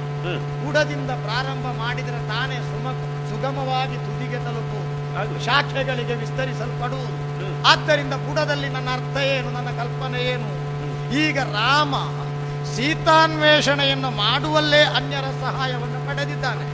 ಒಂದು ಪಕ್ಷಿಯೂ ಸಹಾಯ ಮಾಡಿದೆ, ವಾನರನೂ ಸಹಾಯ ಮಾಡಿದ ನೀನು ಅಂತ ನಾನು ಸಂಶಯಿಸ್ತೇನೆ. ಮತ್ತೆ ಹೇಳಿದ್ರೆ ಸಾಕು ನೀನು. ಒಬ್ಬ ವಾನರನೂ ಸಹಾಯ ಮಾಡಿದ್ದಾನೆ, ಇನ್ನು ಅನೇಕರು ಸಹಾಯ ಮಾಡಿದ್ದಾರೆ ಅಂತ ಕೇಳಿದ್ದೇನೆ. ಹಾಗಾದರೆ ಏಕಾಂಗ ವೀರನಾಗಿ ವೈಯಕ್ತಿಕವಾದ ಸಾಧನೆಯಿಂದ ರಾಮ ಸಾಧಿಸಿದ್ದಲ್ಲ ಅಂತ ಹೇಳುವ ಗ್ರಹಿಕೆ ನಮ್ಮದು. ಈಗ ಸೇತುವೆ ಕಟ್ಟುವ ಪೂರ್ವದಲ್ಲಿ ಆ ಸೇತುವಿನ ಬುಡದಲ್ಲಿ ಒಂದು ವಿದ್ಯಮಾನ ನಡೆದು ಹೋಯಿತಂತೆ. ಈಗ ರಾಮ ಕಲಿಯೇ ಹೌದಾದರೆ ಮೊದಲನೆಯದಾಗಿ ಸೇತುವನ್ನು ಕಟ್ಟುವ ಪೂರ್ವದಲ್ಲಿ ಸಮುದ್ರ ರಾಜನನ್ನು ಒಲಿಸುವುದಕ್ಕೆ ಪ್ರಯತ್ನ ಪಟ್ಟನಂತೆ. ಅದಕ್ಕಾಗಿ 2 ದಿನ ದರ್ಭಸ್ತರಣ ಮಾಡಿ ಮಲಗಿದ ಮೇಲೂ ಸಮುದ್ರ ರಾಜ ಕಾಣಿಸಿಕೊಳ್ಳಲಿಲ್ಲ. ಈಗ ರಾಮ ಕಲಿ ಅಂತ ನಾನು ಒಪ್ಪಬೇಕು ಅಂತ ಹೇಳುತ್ತಿ, ರಾಮ ಕಲಿ 14 ಲೋಕಕ್ಕೆ ಅಂತ ನೀನು ಹೇಳುತ್ತಿ. ಈಗ ನೀನು ನನಗೆ ಹೇಳಿದ್ದು, ನೀನು ಅನುಭವಿಸಿದ್ದು ಈ ಸಮುದ್ರ ರಾಜನಿಗೆ ಯಾಕೆ ಗೊತ್ತಾಗದೆ ಹೋಯಿತು ಅಂತ. ಈಗ ರಾಮ ಕಲಿಯೇ ಆದ್ರೆ ಅವ ದರ್ಭಸ್ತರಣ ಮಾಡಿದಾಗ ಅವನ ಕಾಲು ಹೊತ್ತುತ್ತಾ ಇರಬೇಕಾಗಿತ್ತು ಸಮುದ್ರ ರಾಜ. ರಾಮದೇವರ ಇವತ್ತು ಮುಂಜಾನೆ ನಿಮಗೆ ಎಚ್ಚರ ಆಗಿದೆ, ಏನು ಸೇವೆ ಆಗಬೇಕು, ಸ್ವಾಮಿಯಿಂದ ಅಪ್ಪಣೆ ಆಗಬೇಕು ಅಂತ ಕೇಳಬೇಕಿತ್ತು. ಆದರೆ ಸಮುದ್ರ ರಾಜ ಗುಡು ಮಿಸುಕಾಡ್ಲಿಲ್ಲ ಅಂತ ನಾವು ಕೇಳಿದ್ದೇವೆ. ಯಾಕೆ ಸಮುದ್ರ ರಾಜನಿಗೆ ರಾಮನ ಕಲಿತನ ಅರ್ಥವಾಗದೆ ಹೋಯಿತು ಅಂತ ಪ್ರಶ್ನೆ. ಆ ಬಳಿಕ ರಾಮ ಏನು ಮಾಡಿದ? ಬಾಣವರ್ಷಣೆಗೈದು ಅಥವಾ ಒಂದೇ ಬಾಣಾಹುತಿಯಿಂದ ಸಮುದ್ರವನ್ನು ಬತ್ತಿಸಿ ಬಿಡುತ್ತೇನೆ ಅಂತ ಹಠದೊತ್ತನಂತೆ. ಈಗ ರಾಮ ತಾನು ದರ್ಭಸ್ತರಣ ಮಾಡಿ ಮಲಗಿದಾಗ ಸಮುದ್ರ ರಾಜ ಬರುವುದಿಲ್ಲ ಅಂತ ಗೊತ್ತಿದ್ರೆ ಬಾಣ ಬಿಡುವ ಕೆಲಸ ಮೊದಲೇ ಮಾಡಬಹುದಿತ್ತಲ್ಲ, ಅದರಿಂದ ಸುಲಭದಲ್ಲೇ ಕೆಲಸ ಆಗುತ್ತಿತ್ತಲ್ಲ. ಈ ಬಾಣವನ್ನು ಹೂಡಿದ ಕ್ಷಣ ಸಮುದ್ರ ರಾಜ ಪತ್ನಿಯರ ಸಮೇತನಾಗಿ ಕಾಣಿಸಿಕೊಂಡ ಅಂತ ಕೇಳಿದ್ದು. ಈಗ ನೀನು ಹೇಳಬೇಕು, ರಾಮನ ಕಲಿತನವನ್ನು ಒಪ್ಪಿ ಆರ್ಥಿಕವಾಗಿ ಪ್ರಾಂಜಲಿಯಾಗಿ ಸಮುದ್ರ ರಾಜ ಬಂದದ್ದೋ ಅಲ್ಲ ರಾಮನ ಬೆದರಿಕೆಗೆ ಹೆದರಿ ಬಂದದ್ದೋ ಅಂತ ಹೇಳಬೇಕು ನೀನು. ಬೆದರಿಸಿ ಹೌದಾದ್ರೆ ಅಲ್ಲಿ ಸಮಸ್ಯೆ ಉಂಟು ಅಂತ ಒಂದು ಪ್ರಶ್ನೆ ಬಂತು. ನನಗೆ ಸರಾಗವಾಗಿ ಆ ಚೌಕಟ್ಟಿನಲ್ಲೇ ಕೇಳ್ತೇನೆ, ಆಚೆಗೆ ಹೋಗುವುದಿಲ್ಲ ನಾನು. ನಿನಗೆ ಉತ್ತರಿಸುವುದಕ್ಕೆ ಸುಲಭ ಆಗುವ ಹಾಗೆ ಅಥವಾ ಬಗೆಹರಿಸುವುದಕ್ಕೆ ಸುಲಭವಾಗುವ ಹಾಗೆ. ಈಗ ಅದರಿಂದ ಈಚೆಗೆ ಸಮುದ್ರ ರಾಜ ಬಂದ, ರಾಮನನ್ನು ಸತ್ಕರಿಸಿದ. ಈಗ ಸಮುದ್ರ ರಾಜ ಒಲಿದ ಆ ಕಾಲದಲ್ಲಿ ಬಾರದೇ ಇರುವುದಕ್ಕೆ ಕಾರಣ ಏನು ಕೊಟ್ಟ? ಪಂಚಭೂತಗಳು, ಅವುಗಳಿಗೆ ಅವುಗಳದ್ದೇ ಆದ ಮಿತಿಗಳಿದ್ದಾವೆ. ಆಕಾಶ ಅನಂತವಾಗಿರುವುದು ಅದಕ್ಕೆ ಧರ್ಮ, ಭೂಮಿ ಸ್ಥಿರ ಎನ್ನುವ ಅರ್ಥದಲ್ಲಿ ಇರಬೇಕಾದದ್ದು ಅದಕ್ಕೆ ಧರ್ಮ, ಅಗಾಧವಾಗಿರುವುದೇ ಸಮುದ್ರಕ್ಕೆ ಲಕ್ಷಣ. ನಾನು ನನ್ನ ಅಗಾಧತೆಯನ್ನು ಬಿಟ್ಟುಕೊಟ್ರೆ ಪಂಚಭೂತಗಳಲ್ಲಿ ನೀರು ಅಂತ ಆಗುವುದಿಲ್ಲ ನಾನು ಹೇಳಿದ್ರಂತೆ. ಸಮುದ್ರ ರಾಜನಿಗೆ ಗೊತ್ತಾದದ್ದು ರಾಮನಿಗೂ ಗೊತ್ತಾಗದೆ ಹೋಯಿತೆ. ವಿಶ್ವಾಮಿತ್ರರ ಶಿಷ್ಯ, ಆ ವಿಶೇಷವಾದ ಶಕ್ತಿ ಇದ್ದ ವಶಿಷ್ಠರ ಶುದ್ಧರಾಯಸಕ್ಕೆ ತಲೆ ಕೊಟ್ಟವ, ದಶರಥನ ಮಗ, ಯಜ್ಞನಾರಾಯಣನ ವಿಶೇಷವಾದಂತ ಪಾಯಸ ದ್ರವ್ಯದಿಂದ ಹುಟ್ಟಿದವ. ಯಾಕೆ ರಾಮನಿಗೆ ಗೊತ್ತಾಗದೆ ಹೋಯಿತು ಅಂತ ಒಂದು ಪ್ರಶ್ನೆ. ಇದು ಕೌತುಕ, ಕುಹಕ, ವ್ಯಂಗ್ಯ ಗುರುತಿಸಲಾಗದು. ಯಾಕಂದ್ರೆ ವೀರಮಣಿ ಮೊದಲೇ ಹೇಳಿದ್ದಾನೆ, ಅಲ್ಲೇ ಇಲ್ಲ ನಮ್ಮದ್ದು. ಆದ್ದರಿಂದ ಇಲ್ಲಿಯೂ ಒಂದು ದ್ವಂದ್ವ ಕಾಣಿಸ್ತದೆ. ಆ ಬಳಿಕ ಸಮುದ್ರದ ಮೇಲೆ ಮುಳುಗುವ ಅಲ್ಲ ತೇಲುವ ಕಲ್ಲು ಬಿತ್ತು ಅಂತ ನೀನು ಹೇಳಿದೆ. ಈಗ ನೀನು ಅಳಿಲ ಕಥೆಯೆಲ್ಲ ಹೇಳಿದ ಮೇಲೆ ನಾನು ಒಂದು ಕತೆ ಹೇಳಬಹುದು. ಅಳಿಲ ಕಥೆ ನೀನು ಹೇಳಿದ್ಯಲ್ಲ, ಈ ರಾಮ ತನ್ನ ಹೆಸರನ್ನು ಬರ್ಕೊಂಡಾಗ ಆ ಕಲ್ಲು ಮುಳುಗಿಯೇ ಹೋಯ್ತಂತೆ. ವಾನರರು ರಾಮನ ಹೆಸರು ಬರೆದ್ರೆ ಅದು ತೇಲಿತ್ತಂತೆ. ಇದರಿಂದ ಏನು ತಿಳಿಯುತ್ತದೆ? ರಾಮನ ಹೆಸರಿಗೆ ಬಲ ಕಡಿಮೆ, ವಾನರರ ಭಕ್ತಿಗೆ ಬಲ ಹೆಚ್ಚು ಅಂತ ಆಗಲಿಲ್ವೋ? ಹಾಗಾದ್ರೆ ರಾಮನನ್ನು ಕಲಿ ಅಂತ ನೀನು ಹೇಗೆ ಹೇಳ್ತಿ? ಇದು ಬಹಳ ಮುಖ್ಯ ಪ್ರಶ್ನೆ. ಪ್ರಶ್ನೆಯನ್ನು ಬಿಡಿಸಬೇಕಾದದ್ದು ಬಹಳ ಮುಖ್ಯವೇ. ಯಾಕೆಂದ್ರೆ ಇಬ್ಬರಿಗೂ ಸಂದೇಹ ಉಂಟು ನೋಡು. ಈ ಮಟ್ಟಿಗೆ ನಿನಗೆ ಉಂಟ ಇಲ್ವಂತಲ್ಲ, ನನ್ನ ಸಭಾಸದರಲ್ಲಿ ಮಕ್ಕಳ ಸಮೇತ ಉಂಟು ನೋಡು. ಆದ್ದರಿಂದ ಈಗ ವಾನರರಲ್ಲಿ ಒಬ್ಬನಿಗೆ ಒಂದು ವಿಶೇಷ ಶಕ್ತಿ ಇತ್ತು ಅಂತ ಕೇಳಿದ್ದೇನೆ. ಯಾವುದೇ ಘನ ವಸ್ತುಗಳನ್ನು ನೀರಿನ ಮೇಲೆ ಹಾಕಿದ್ರು ಅದು ತೇಲಲಿ ಎನ್ನುವ ಹಾಗೆ ಅವನಿಗೆ ವರ ಇತ್ತಂತೆ. ಅದರ ಸಹಾಯದಿಂದ ರಾಮ ಮುಳುಗದ ಹಾಗೆ ಕಲ್ಲು ತುಂಬಿಸಿದ್ದೆ ಹೊರತು ರಾಮನ ಕಲಿತನದಿಂದ ಅಂತ ನಮಗೆ ಅರ್ಥ ಆಗುವುದಿಲ್ಲ. ಈ ಸಮಸ್ಯೆಯನ್ನು ನೀನು ಬಿಡಿಸಬೇಕಾಯಿತು. ಆ ಬಳಿಕ ಅರಿತಿಹೆ ನಾನು ಕಳ ನೊಯ್ದಿರುತಿಹ ಸತಿಯನ್ನು ತೊರೆದುರೆ ನಾಚಿಕೆಯನ್ನು ಮತ್ತೆ ತಂದಿದ್ದಾನೆ. ಹೇಳುವುದಕ್ಕೂ ಕಾರಣ ಇಲ್ಲದಿಲ್ಲ. ಈಗ ರಾವಣ ಕುಂಭಕರ್ಣರನ್ನು ರಾಮ ಕೊಂದ, ಅದು ಕಲಿತನಕ್ಕೆ ಹೇಗೆ ನಿದರ್ಶನವಾಗುತ್ತದೆ ವಾನರ? ರಾವಣ ಎಂದ್ರೆ ಶಾಪದ ಮುದ್ದೆ, ಶಾಪ ತೆಕ್ಕೊಂಡು ಬೀಳುವ ಮರ. ಅವ ಮುಟ್ಟಿದ್ರೆ ಬಿದ್ದು ಹೋಗುತ್ತಿದ್ದ, ರಾಮ ಬೀಳಿಸಿದ ದೊಡ್ಡ ಸಂಗತಿ ಅಂತದ್ದು. ಈಗ ನಿನ್ನಲ್ಲೇ ಪ್ರಶ್ನೆ ಮಾಡ್ತೇನೆ, ಒಂದು ದೊಡ್ಡ ಗಟ್ಟಿಯಾದಂತ ಉಡ ಇರುವ ಮರ, ಅದನ್ನೊಂದು 99 ಮಂದಿ ಶಕ್ತಿಶಾಲಿಗಳು ಹೊಡಿತಾರೆ, ಕೊಡಲಿಯಿಂದ ಕಡಿತಾರೆ, ಅದು ಬೀಳುವುದಿಲ್ಲ. ಕೊನೆಗೆ ಅವರೆಲ್ಲ ಹೋದ ಮೇಲೆ ಒಬ್ಬ ಸಣಕಲ ಕೃಷಕಾಯ ಬಂದವ ಕೊಡಲಿ ತಕೊಂಡು ಒಂದು ಬಿಟ್ಟು ಹಾಕ್ತಾನೆ. ಈಗ ನಾವು ಏನು ಅಂತ ತರ್ಕಿಸಬೇಕು? ಆ 99 ಬಲಾಢ್ಯರಿಗಿಂತಲೂ ಈ ಸಣಕಲ ಬಲಾಢ್ಯ ಎಂದು ತರ್ಕಿಸಬೇಕೇ? ಅಲ್ಲ, 99 ಮಂದಿಯಿಂದ ಪೆಟ್ಟು ತಿಂದು ಬೀಳ್ಲಿಕ್ಕಾಗಿತ್ತು, ಇವ ನೆಪ ಮಾತ್ರದಿಂದ ಬೀಳಿಸಿದ್ದು ಅಂತ ಹೇಳಬೇಕೆ? ಈ ಪ್ರಶ್ನೆಯನ್ನು ಇಲ್ಲಿಗೆ ತಂದ್ರೆ ಶಾಪ ತೆಕ್ಕೊಂಡು ಮುಳುಗಬೇಕಾದ ಸ್ಥಿತಿಯಲ್ಲಿರುವ ರಾಮನ ಕೈಯಿಂದ ಸಂಗತಿಯನ್ನು ಕಾಣಿಸುವುದಿಲ್ಲ. ಇಲ್ಲಿಯೂ ವ್ಯಂಗ್ಯ ಇಲ್ಲ, ಅರ್ಥ ಮಾಡಬೇಕು, ಗಂಭೀರವಾಗಿದ್ದ ಸಂಗತಿ. ಆ ಬಳಿಕ ಸೀತೆಯನ್ನು ಪರಿಗ್ರಹಿಸಿದ ರಾಮ. ಈಗ ನಿನ್ನಲ್ಲೇ ಕೇಳ್ತೇನೆ ನಾನು, ಈಗ ನಿನ್ನ ಒಡೆಯನಾದ ರಾಮನ ಎಡಭಾಗದಲ್ಲಿ ಜೀವಂತ ಸೀತೆ ಇದ್ದಾಳೆಯೇ? ಇಲ್ಲ ಅಂತ ನಮಗೆ ಸುದ್ದಿ ಉಂಟು. ಕಷ್ಟಪಟ್ಟು ಸೀತೆಯನ್ನು ಬಿಡಿಸಿದ ರಾಮ ಈಗಲೂ ಸೀತೆಯನ್ನು ಉಳಿಸಿಕೊಳ್ಳಿಲ್ಲ, ಕಾಡಿಗಟ್ಟಿದ್ದಾನೆ ಅಂತ. ಆದರೆ ಕಲಿ ಎಂದರೆ ಮಾನವತೆಯ ಸಾಕಾರ ಮೂರ್ತಿ ಅಂತ ಮೊದಲು ನಾನು ಹೇಳಿಲ್ವ? ಈ ಮಾನವೀಯತೆ ರಾಮನಿಗೆ ಇಲ್ಲ ಅಂತಾದ್ರೆ ಕಲಿ ಹೇಗಾಗುತ್ತಾನೆ ಹನುಮಂತ? ಆದ್ದರಿಂದ ರಾವಣನಂತವನ ಅಶೋಕಾವನದ ಶಿಂಶುಪಾ ವೃಕ್ಷದ ಕೆಳಗಿದ್ದ, ಆ ಶಿಂಶುಪಾ ವೃಕ್ಷದ ಕೆಳಗೇ ನಲುಗಿದ ಸೀತೆಯನ್ನು ಮತ್ತೆ ತಕೊಂಡು ಬಂದು ಉಳಿಸಿಕೊಳ್ಳದ ರಾಮ ಹೆಚ್ಚು ಅಂತ ಹೇಳಿದ್ರೆ ನನ್ನ ಮನಸ್ಸು ಪ್ರಾಮಾಣಿಕವಾಗಿ ಸ್ವೀಕರಿಸುವುದಕ್ಕೆ ಒಡಂಬಡುವುದಿಲ್ಲ. ಏನು ಮಾಡೋಣ ಈ ಪ್ರಶ್ನೆಗಳನ್ನು? ರಾಜನ್, ದೀರ್ಘವಾಗಿ ಪ್ರಶ್ನೆಯನ್ನು ನೀನು ಕೇಳಿ ಬಹಳ ಸಮಾಧಾನ ಆಯ್ತು. ಯಾಕೆಂದ್ರೆ ಉತ್ತರಿಸುವ ಒಂದು ಹಂಬಲ ನನಗಿರುವಾಗ, ಆ ಎತ್ತರವನ್ನ ಕಂಡ ಅನುಭವ ಇರುವಾಗ, ಇಷ್ಟು ಒಂದು ಸ್ಥಳಶುದ್ಧಿಯಿಂದ ಪ್ರಶ್ನೆ ಮಾಡಿದ ಬಹಳ ಆನಂದವನ್ನು ಕೊಡ್ತಾ ಇದ್ದ. ಮೊದಲು ನೀನು ಹೇಳಿದೆ ಕಲಿ ಅಂತ ಕಲಿಸುವುದಕ್ಕೆ ನೀನು ಬಂದ್ರು, ನನ್ನ ಅರಿವು ಬೇರೆ ಇದೆ ಅಂತ. ಯಾವ ಅರಿವು ನಿಜವಾಗಿ ಜೀವನಕ್ಕೆ ಪೂರಕವಾಗಿ ಪ್ರೇರಕವಾಗಿ ತಾರಕವಾಗಿ ಬರಬೇಕಿತ್ತು ಅದು ನಿನಗೆ ಸಿಕ್ಕಲಿಲ್ಲ ಅಂತ ಆದ್ರೆ ಬಹುಶಃ ನಮ್ಮ ಶಿಕ್ಷಣ ಪದ್ಧತಿಯಲ್ಲಿ ಏನೋ ದೋಷ ಇದೆ ಅಂತ ನಾನು ಗ್ರಹಿಸಿಕೊಳ್ತಾ ಇದ್ದೇನೆ. ಆಕ್ಷೇಪ ಇಲ್ಲ.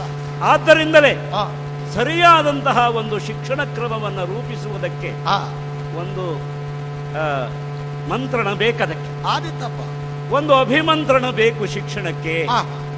ಅಂದ್ರೆ ಈಗ ನಿನ್ನ ಪಾಲಿಗೆ ನಾನೊಬ್ಬ ಶಿಕ್ಷಣ ಮಂತ್ರಿಯಾಗಿ ಮಾತಾಡ್ಬೇಕಾಯ್ತಲ್ಲ ಮಹಾರಾಜ, ಏನು ಮಾಡೋದು ಇಲ್ಲಿ? ಯಾಕೆಂದ್ರೆ ಸದ್ಯಕ್ಕೆ ಆ ಸ್ಥಾನ ಆದ್ರೂ ನಮಗೆ ಉಳಿಸಿಯಲ್ಲ ನೀನು. ಸೊಗಸಾದ ಪ್ರಶ್ನೆ ಕೇಳಿ ಮತ್ತೆ ಮತ್ತೆ ನೀನು ಹೇಳಿದ ಮಾತು ನನಗೆ ಚೆನ್ನಾಗಿ, ನೀನೊಬ್ಬ ವಿಶ್ವಾಸಕ್ಕೆ ಯೋಗ್ಯ ಅಂತ ಅನಿಸಿತು. ಇದು ಕುಹಕ ಪ್ರಶ್ನೆ ಅಲ್ಲ, ಇದು ಪ್ರಾಮಾಣಿಕವಾದ ನೇರ ಪ್ರಶ್ನೆ, ಪ್ರಸಂಗ ಪ್ರಕರಣದ ಒಳಗಿನ ಪ್ರಶ್ನೆ. ನಿಜವಾಗಿ ಈ ನಮ್ಮಿಬ್ಬರನ್ನ ಸೇರಿಸಿದ ಪ್ರಸಂಗವೇ ಅಂತಹ ಪ್ರಸಂಗ, ಕೂಡಿಸಿದ ಪ್ರಸಂಗ. ಇದು ಕಳೆಯುವ ಪ್ರಸಂಗ ಅಲ್ಲ, ಬೆಳೆಯುವ ಪ್ರಸಂಗ, ಬೆಳೆಸುವ ಪ್ರಸಂಗ. ಆದ್ದರಿಂದ ರಾಮನ ಕಲಿತನವನ್ನ ನೀನು ಪ್ರಶ್ನೆ ಮಾಡಿದ ವಿಧಾನ ಬಹಳ ಚೆನ್ನಾಗಿದೆ. ಈ ರೀತಿಯ ಪ್ರಶ್ನೆಗಳು ಬಂದ್ರೆ ರಾಮನೊಬ್ಬನೇ ಕಲಿ, ರಾಮನೊಬ್ಬನನ್ನೇ ಕಲಿ ಅಂತ ನಾವು ಸಾಧಿಸುವುದಕ್ಕಾಗ್ತದೆ. ಯಾಕೆಂದ್ರೆ ನೀನು ಸಾಧಿಸುತ್ತೀಯೋ ಬಿಡುತ್ತೀಯೋ ಬೇರೆ, ಸತ್ಯಕ್ಕಂತೂ ನಿನ್ನ ವಿರೋಧ ಪಕ್ಷ ನಾನು ಅಂತ ನೀನು ಒಪ್ಪಲೇಬೇಕು. ವಿರೋಧ ನೀನು ಮಾಡಿ, ಆದ್ದರಿಂದ ವಿರೋಧವೇ ನನ್ನ. ಆದರೆ ವಿರೋಧವನ್ನು ಹೇಳುವ ನೀನು ಯಾಕೆ ಹೀಗೆ ಮಾತಾಡುತ್ತಿ ಅಂದ್ರೆ ಯಾತಕ್ಕಿಂತೂ ನುಡಿವೆ ಮೂರ್ಖನೇ,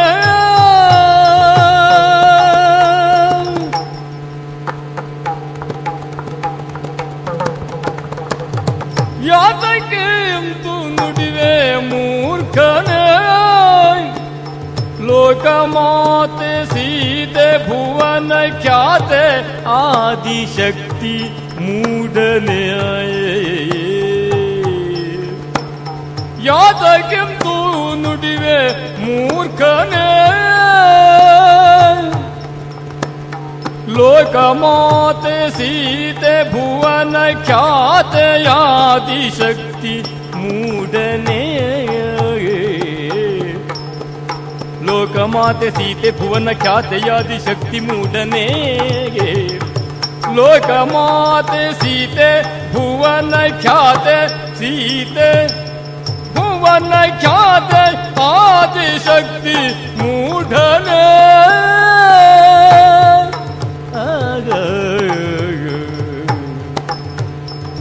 ಮೂಲ ಪ್ರಕೃತಿ ಇವಳ ದೆಸೆಯಲೇ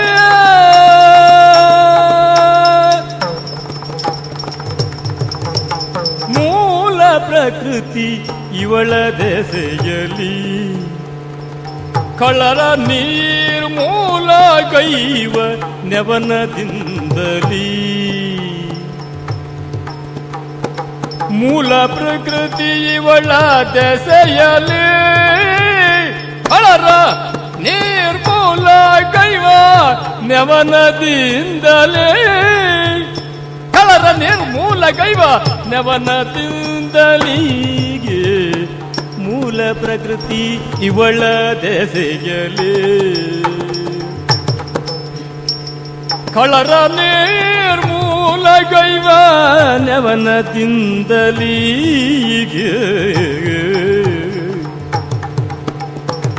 ತಾಳಿ ರಾಮಾವತಾರ ಮೂಲ ಪುರುಷ ವಿಶ್ವಮೂರ್ತಿ ಕುಳದನುಜರದು ಅಗ್ನಿ ಜ್ವಾಲೆಯೊಳಗೆ ಪರಿಗಿಸಿರ್ಪನ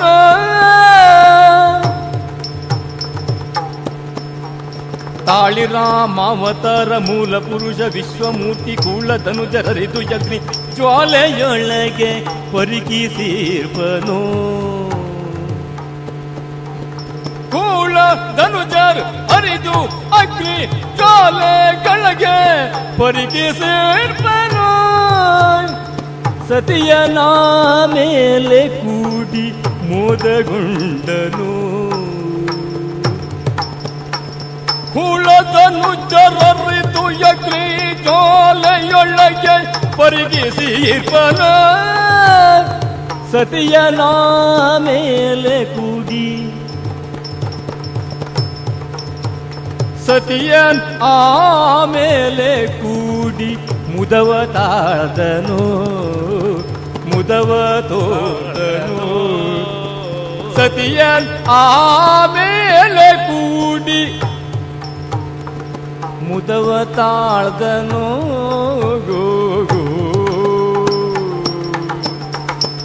ಜ್ವಾಲೆಯೊಳಗೆ ಪರಿಗಿಸಿರ್ಪನೋ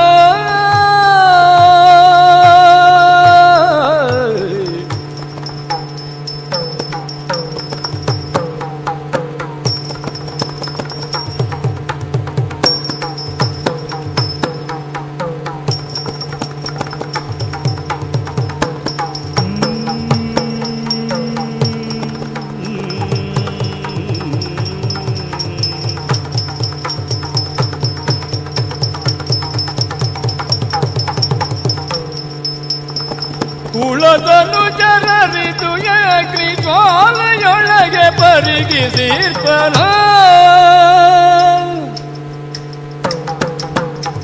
ಸತಿಯನಾಗ ಮೇಲೆ ಕೂಡಿ ಮುದವ ತಾಳ್ದನು ಸತಿಯನ್ ಆಮೇಲೆ ಕೂಡಿ ಮುದವ ತಾಳ್ದನು ಯಾತಕ್ಕೆ ನುಡಿವೆ ಮೂರ್ಖನೇ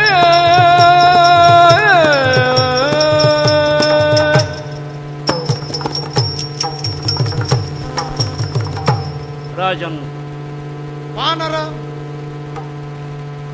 ರಾಮನ ಚರಿತ್ರೆಯನ್ನ ಹಲವು ಮುಖಗಳಿಂದ ನೋಡಬಹುದು. ಆ, ಒಂದೇ ಮುಖದಿಂದ ನೋಡಬೇಕು ಅಂತಿಲ್ಲ. ಒಂದೇ ಮುಖದಿಂದ ರಾಮನ ನಡೆಯನ್ನ ಚರಿತ್ರೆಯನ್ನ ಅರ್ಥ ಮಾಡ್ತಾ ಇದ್ರೆ ಅದು ಸರ್ವಲೋಕಗ್ರಾಹ್ಯ ಅಂತ ಏನೂ ಆಗುವುದಿಲ್ಲ. ಯಾಕೆ ಅಂದ್ರೆ ಪ್ರತಿಯೊಬ್ಬನಲ್ಲೂ ಅವನವನ ಬುದ್ಧಿಶಕ್ತಿ ಎಂಬುದು ಬೇರೆ ಬೇರೆಯ ಪ್ರಮಾಣದಲ್ಲಿಯೇ ಇರ್ತದೆ. ಅವನ ಪ್ರತಿಭೆ, ವ್ಯುತ್ಪತ್ತಿ, ಅಭ್ಯಾಸಗಳ ಮೇಲೆ ಒಂದು ವಿಷಯವನ್ನು ಅವನು ಸ್ವೀಕಾರ ಮಾಡ್ತಾನೆ ಅಥವಾ ನಿರಾಕರಣೆ ಮಾಡ್ತಾನೆ. ಈ ಸ್ವೀಕೃತಿ ಮತ್ತು ನಿರಾಕೃತಿ ಎಂಬುದು ನಮಗೆ ಮುಖ್ಯ ಅಲ್ಲ, ಆದರೆ ಅದನ್ನು ಹೇಗೆ ಅರ್ಥ ಮಾಡಬೇಕು, ಬೌದ್ಧಿಕವಾಗಿ ಒಂದು ವಸ್ತುವನ್ನು ನಾವು ಹೇಗೆ ಗ್ರಹಿಸಬೇಕು ಎನ್ನುವುದು ಬಹಳ ಪ್ರಧಾನ. ನೀನಿಟ್ಟಂತಹ ಒಂದು ವಾದವನ್ನ ನಾವು ಎರಡು ವಿಭಾಗ ಮಾಡಿಕೊಳ್ಬಹುದು. ಯಾಕೆಂದ್ರೆ ಅದರ ಸಾರವನ್ನು ನಾನು ಗ್ರಹಿಸಿದ್ದೇನೆ, ಪ್ರಶ್ನೆಯ ಅಭಿಪ್ರಾಯ ಏನು ಅಂತ ಗ್ರಹಿಸಿದ್ದೇನೆ. ರಾಮನಲ್ಲಿ ಕಲಿತನವನ್ನು ಹೇಗೆ ಸಮರ್ಥನೆ ಮಾಡಬಹುದು, ರಾಮ ಕಲಿ ಅಂತ ನಾವು ಒಪ್ಪಿಕೊಳ್ಳಬೇಕಾದ್ರೆ ಅವನಲ್ಲಿ ಕೆಲವು ಗುಣಗಳಿರಬೇಕು. ಯಾಕೆ ಲೋಕದ ಕಲಿಗಳಲ್ಲಿ ನಾವು ಅದನ್ನು ಕಂಡಿದ್ದೇವೆ. ಅವನು ಅಸಹಾಯ ಶೂರ ಆಗಿರಬೇಕು. ಅವನಲ್ಲಿ ಅನಾಥ ಪ್ರಜ್ಞೆ ಎಂಬುದು ಕಾಣಬಾರದು. ಅವನು ಎಲ್ಲವನ್ನೂ ಕಳೆದುಕೊಳ್ಳುವಂತಹ ಸಂದರ್ಭ ಬರಬಾರದು. ತನ್ನ ಬಲದ ಬಗ್ಗೆ ಅವನಿಗೆ ಆತ್ಮವಿಶ್ವಾಸ ಇರಬೇಕು. ಯಾವ ಸಂದರ್ಭದಲ್ಲೂ ಅವನು ಧೃತಿಗೆಡಬಾರದು. ಎಷ್ಟು ಹೇಳಿದ್ರು ಒಬ್ಬ ಕಲಿಯಾದವನು ತನ್ನ ವಿರೋಧವನ್ನ ತಾನು ಗೆಲ್ಲಬೇಕು ಎನ್ನುವುದು ಮುಖ್ಯ ವಿಷಯ. ಅದರ ಸುತ್ತ ನಾವು ಇಷ್ಟೂ ಗುಣಗಳನ್ನು ಹೇಳಿದ್ದೇವೆ. ಅಸಹಾಯ ಶೂರ ಆಗಿರಬೇಕು ಅಂದ್ರೆ ವಿರೋಧವನ್ನ ಮಣಿಸುವಲ್ಲಿ, ಅದನ್ನ ದಣಿಸುವಲ್ಲಿ ಬೇರೆಯವರ ಸಹಾಯವನ್ನು ತೆಗೆದುಕೊಳ್ಳಬಾರದು. ಇದು ಒಂದು ಬಗೆಯ ಕಲಿತನ ಮಾತ್ರ. ಯಾಕೆಂದ್ರೆ ಪ್ರತಿಭಟಿಗಳು ಯಾರು ಎಂಬುದರ ಮೇಲೆ ಸಹಾಯ ಮತ್ತು ಅಸಹಾಯಗಳನ್ನು ಅರ್ಥ ಮಾಡಿಕೊಳ್ಬಹುದು. ಈಗ ನಿನ್ನ ರಾಷ್ಟ್ರದಲ್ಲಿಯೇ ತೆಗೆದುಕೊಳ್ಳೋಣ. ನಿನ್ನ ಪ್ರಭುತ್ವವೆಂಬುದು ಪ್ರಶ್ನಾತೀತ, ಪ್ರಶ್ನಾರ್ಹವೇ ಅಲ್ಲ. ಹಾಗಂತ ಅರಮನೆಯ ಅಂತಃಪುರಕ್ಕೆ ಹೋಗುವಾಗ ನಿನ್ನ ಭೃತ್ಯರ ಸಹಕಾರ ನಿನಗೇ ಬೇಕಾಗ್ತದೆ. ಮಹಾರಾಜರು ಹೀಗೆ ವಿಜಯಂಗೈಸಬೇಕು. ಮಹಾರಾಜರು ಹೋಗುವುದು ಅಂತಃಪುರಕ್ಕೆ, ಭೇಟಿಯಾಗ್ತಾ ಇರುವುದು ರಾಣಿಯ ಜೊತೆಯಲ್ಲಿ, ಊಟಕ್ಕಾಗಿ ಹೋಗುವವರು. ಊಟಕ್ಕೆ ಅರಮನೆಯ ಒಳಕ್ಕೆ ಹೋಗುವ ಮಹಾರಾಜರಿಗೆ ಒಬ್ಬ ಭೃತ್ಯನ ಅವಲಂಬನೆ ಬೇಕಾಯ್ತಲ್ಲ ಅಂತ ಯಾರಾದರೂ ಆಕ್ಷೇಪ ಮಾಡ್ತಾರೋ? ಇಲ್ಲ, ಅದು ಮಹಾರಾಜರ ವೈಭವ. ಊಟಕ್ಕಾಗಲಿ, ಬೇಟೆಗಾಗಲಿ, ಭೇಟಿಗಾಗಲಿ ಯಾವ ಕಾರಣಕ್ಕೆ ಅವರು ಹೋದರೆ ಅದು ರಾಜಮರ್ಯಾದೆ. 10 ಜನ ಅವರನ್ನ ಹೊತ್ತು ಸಾಗಬೇಕು, ಮಹಾರಾಜರು ವಿಜಯಂಗೈಸುತ್ತಾರೆ ಅಂತ ಹೇಳ್ತಾರೆ. ಆದ್ದರಿಂದ ಈ ರಾಜಮರ್ಯಾದೆಯ ಒಳಗೆ ಸಹಾಯ ಅಸಹಾಯಗಳನ್ನು ನಾವು ಅರ್ಥ ಮಾಡಬೇಕು. ನಮ್ಮ ರಾಮಚಂದ್ರ ಪ್ರಭು ಅಸಹಾಯ ಶೂರ ಎಂಬುದನ್ನು ಅನೇಕ ಅಂಶಗಳಿಂದ ಸಮರ್ಥನೆ ಮಾಡಬಹುದು. ಖರ, ದೂಷಣ, ತ್ರಿಶಿರ ಮೊದಲಾದ 14,000 ದೈತ್ಯರನ್ನು ದಂಡಕಾರಣ್ಯದಲ್ಲಿ ಸಂಹಾರ ಮಾಡುವಾಗ ಆಲೀಢ ಎಂಬ ವೀರಮುದ್ರೆಯಲ್ಲಿ ನಿಂತು ಒಂದೇ ಸಮನೆ ಬಾಣ ಪ್ರಯೋಗ ಮಾಡಿ ಕೆಲವೇ ಹೋರಾಗಳಲ್ಲಿ ಅವರನ್ನೆಲ್ಲ ಸಂಹಾರ ಮಾಡಿ ಪ್ರಭು ಹೆಜ್ಜೆಯನ್ನು ಹಿಂದಕ್ಕೆ ಇಟ್ಟ. ಆಗ ಸೀತಾಮಾತೆ ಬಂದು ತನ್ನ ಸೆರಗಿನಿಂದ ಅವನ ಬೆವರನ್ನು ಒರೆಸಿದುಡುವಂತೆ ನಾವು ಕೇಳಿದ್ದೇವೆ. ಅಸಹಾಯ ಶೂರ ಅಂದ್ರೆ ಹಾಗೆ, ಇಟ್ಟ ಹೆಜ್ಜೆಯನ್ನು ಕದಲಿಸದೆ ದಿಟ್ಟತನದಿಂದ ಕಾದಿ ಗೆದ್ದವನು. ಒಂದು ಉದಾಹರಣೆ ಸಾಕಾಗ್ತದೆ ಕಲಿತನಕ್ಕೆ. ಸಮುದ್ರರಾಜನನ್ನು ಮಣಿಸುವ, ದಣಿಸುವ ಕಾಲದಲ್ಲಿ ರಾಮಚಂದ್ರ ಪ್ರಭು ಅಸಹಾಯಕನಾದನೆ. ದರ್ಭಾಸ್ತರಣವನ್ನು ಮಾಡಿ ಅಹೋರಾತ್ರ 2 ದಿವಸ ಉಪವಾಸ ಇದ್ದು ಸಮುದ್ರರಾಜನನ್ನು ಒಲಿಸುವುದಕ್ಕೆ ಪ್ರಯತ್ನ ಮಾಡಿದ. ಇದು ಭೂತ ಗೌರವ. ಯಾಕೆಂದ್ರೆ ಉತ್ತರವನ್ನ ಹುದುಗಿಸಿ ನೀವು ಪ್ರಶ್ನೆ ಮಾಡಿದ್ದಿ, ಅಂದ್ರೆ ಉತ್ತರ ಒಳಗೆ ಸೇರಿದೆ ಅಂತ ನಿನಗೆ ಗೊತ್ತಾಗಲಿಲ್ಲ. ಉತ್ತರವನ್ನ ಒಳಗಿಟ್ಟು ಪ್ರಶ್ನೆ ಮಾಡುವಾಗ ಅಂದ್ರೆ ವೀರಮಣಿ ನಿನ್ನ ಹೆಸರೇನು ಅಂತ ಕೇಳಿದಾಗ ಆಗುತ್ತದೆ. ವೀರಮಣಿ ಅಂತ ಕರೀಲಿಕ್ಕೆ ಗೊತ್ತು, ನಿನ್ನ ಹೆಸರೇನು ಅಂತ ಪ್ರಶ್ನೆ ಕೇಳಿದರೆ ಒಂದೇ ಮಗು ಆಗಬೇಕು. ಮಗು ಅಲ್ಲ ಅಂದ್ರೆ ಮೂರ್ಖ ಆಗಬೇಕು. ಅಂದ್ರೆ ನಾನು ಹಾಗೆ ಹೇಳುವುದಿಲ್ಲ, ಎಲ್ಲ ಮೂರ್ಖನೇ ಅಂತ, ನೀನು ಮೂರ್ಖ ಅಲ್ಲ ಅಂತ. ಪರಮ ಧಾರ್ಮಿಕನಾಗಿ ರಾಜನಾಗಿರುವ ನೀನು ಉತ್ತರವನ್ನ ಪ್ರಶ್ನೆಯ ಒಳಗೆ ಸೇರಿಸಿ ಬಿಟ್ಟಿದ್ದೀಯಲ್ಲ. ಯಾಕೆ ಅಂದ್ರೆ ಭೂತಗಳಿಗೆ ಒಂದು ಮರ್ಯಾದೆ ಇದೆ. ಹರಿಯುವ ನೀರು ಉರಿಯುವುದಿಲ್ಲ, ಉರಿಯುವ ಬೆಂಕಿ ಹರಿಯುವುದಿಲ್ಲ, ಸ್ಥಿರವಾದ ನೆಲ ಚಲಿಸುವುದಿಲ್ಲ. ಇದೆಲ್ಲ ಆಯಾ ಭೂತ ಗೌರವ, ಭೂತ ಧರ್ಮ. ಅದನ್ನ ಮನಸ್ಸಿನಲ್ಲಿ ಇಟ್ಟುಕೊಂಡೇ ಈ ಭೂತ ಮರ್ಯಾದೆಯನ್ನು ಉಳಿಸಿಕೊಂಡು ರಾಮಚಂದ್ರ ಪ್ರಭು ದರ್ಭಾಸ್ತರಣವನ್ನು ಹಾಕಿ. ದರ್ಭಾಸ್ತರಣ ಬೇರೆ ಅಲ್ಲ, ಅದು ಯಜ್ಞ ಪ್ರಕ್ರಿಯೆ. ರಾಮಚಂದ್ರ ಪ್ರಭು ಹೇಳಿದ್ದಾನೆ, ಉಪವಾಸ ಮಾಡಿ ತನ್ನೊಳಗಿನ ವೈಶ್ವಾನರನ್ನ ಜಾಗೃತಗೊಳಿಸಿ. ಯಾಕೆಂದ್ರೆ ನೀರಿನ ಉತ್ಪತ್ತಿ ಸ್ಥಾನ ಯಾವುದು? ಅಗ್ನಿ. ಅಗ್ನೇರಾಪಹ ವೇದಮಂತ್ರ ಹೇಳ್ತದೆ. ಆದ್ದರಿಂದ ಅದರ ಮೂಲದವರೆಗೆ ತಾನು ವ್ರತಸ್ಥನಾಗಿದ್ದುಕೊಂಡು ಈ ಹರಿಯುವ ನೀರಿಗೆ ಹರಿವನ್ನ ಕೊಟ್ಟ ಉರಿಯುವ ಬೆಂಕಿಯನ್ನು ಧ್ಯಾನಿಸಿತು ಪ್ರಭು. ಅಲ್ಲಿಂದ ಪ್ರಶ್ನೆ ಮಾಡಿದ್ದಾನೆ. ಆದರೆ ಸ್ಥೂಲವಾದ ಸಮುದ್ರ ರಾಜನಿಗೆ, ಯಾಕೆ ದೊಡ್ಡ ಜಲರಾಶಿ ಅಲ್ವೋ, ಸ್ಥೌಲ್ಯ ಹೆಚ್ಚಾದಾಗ ಮೂಲ ಎನ್ನುವುದು ಮರೆತು ಹೋಗ್ತದೆ.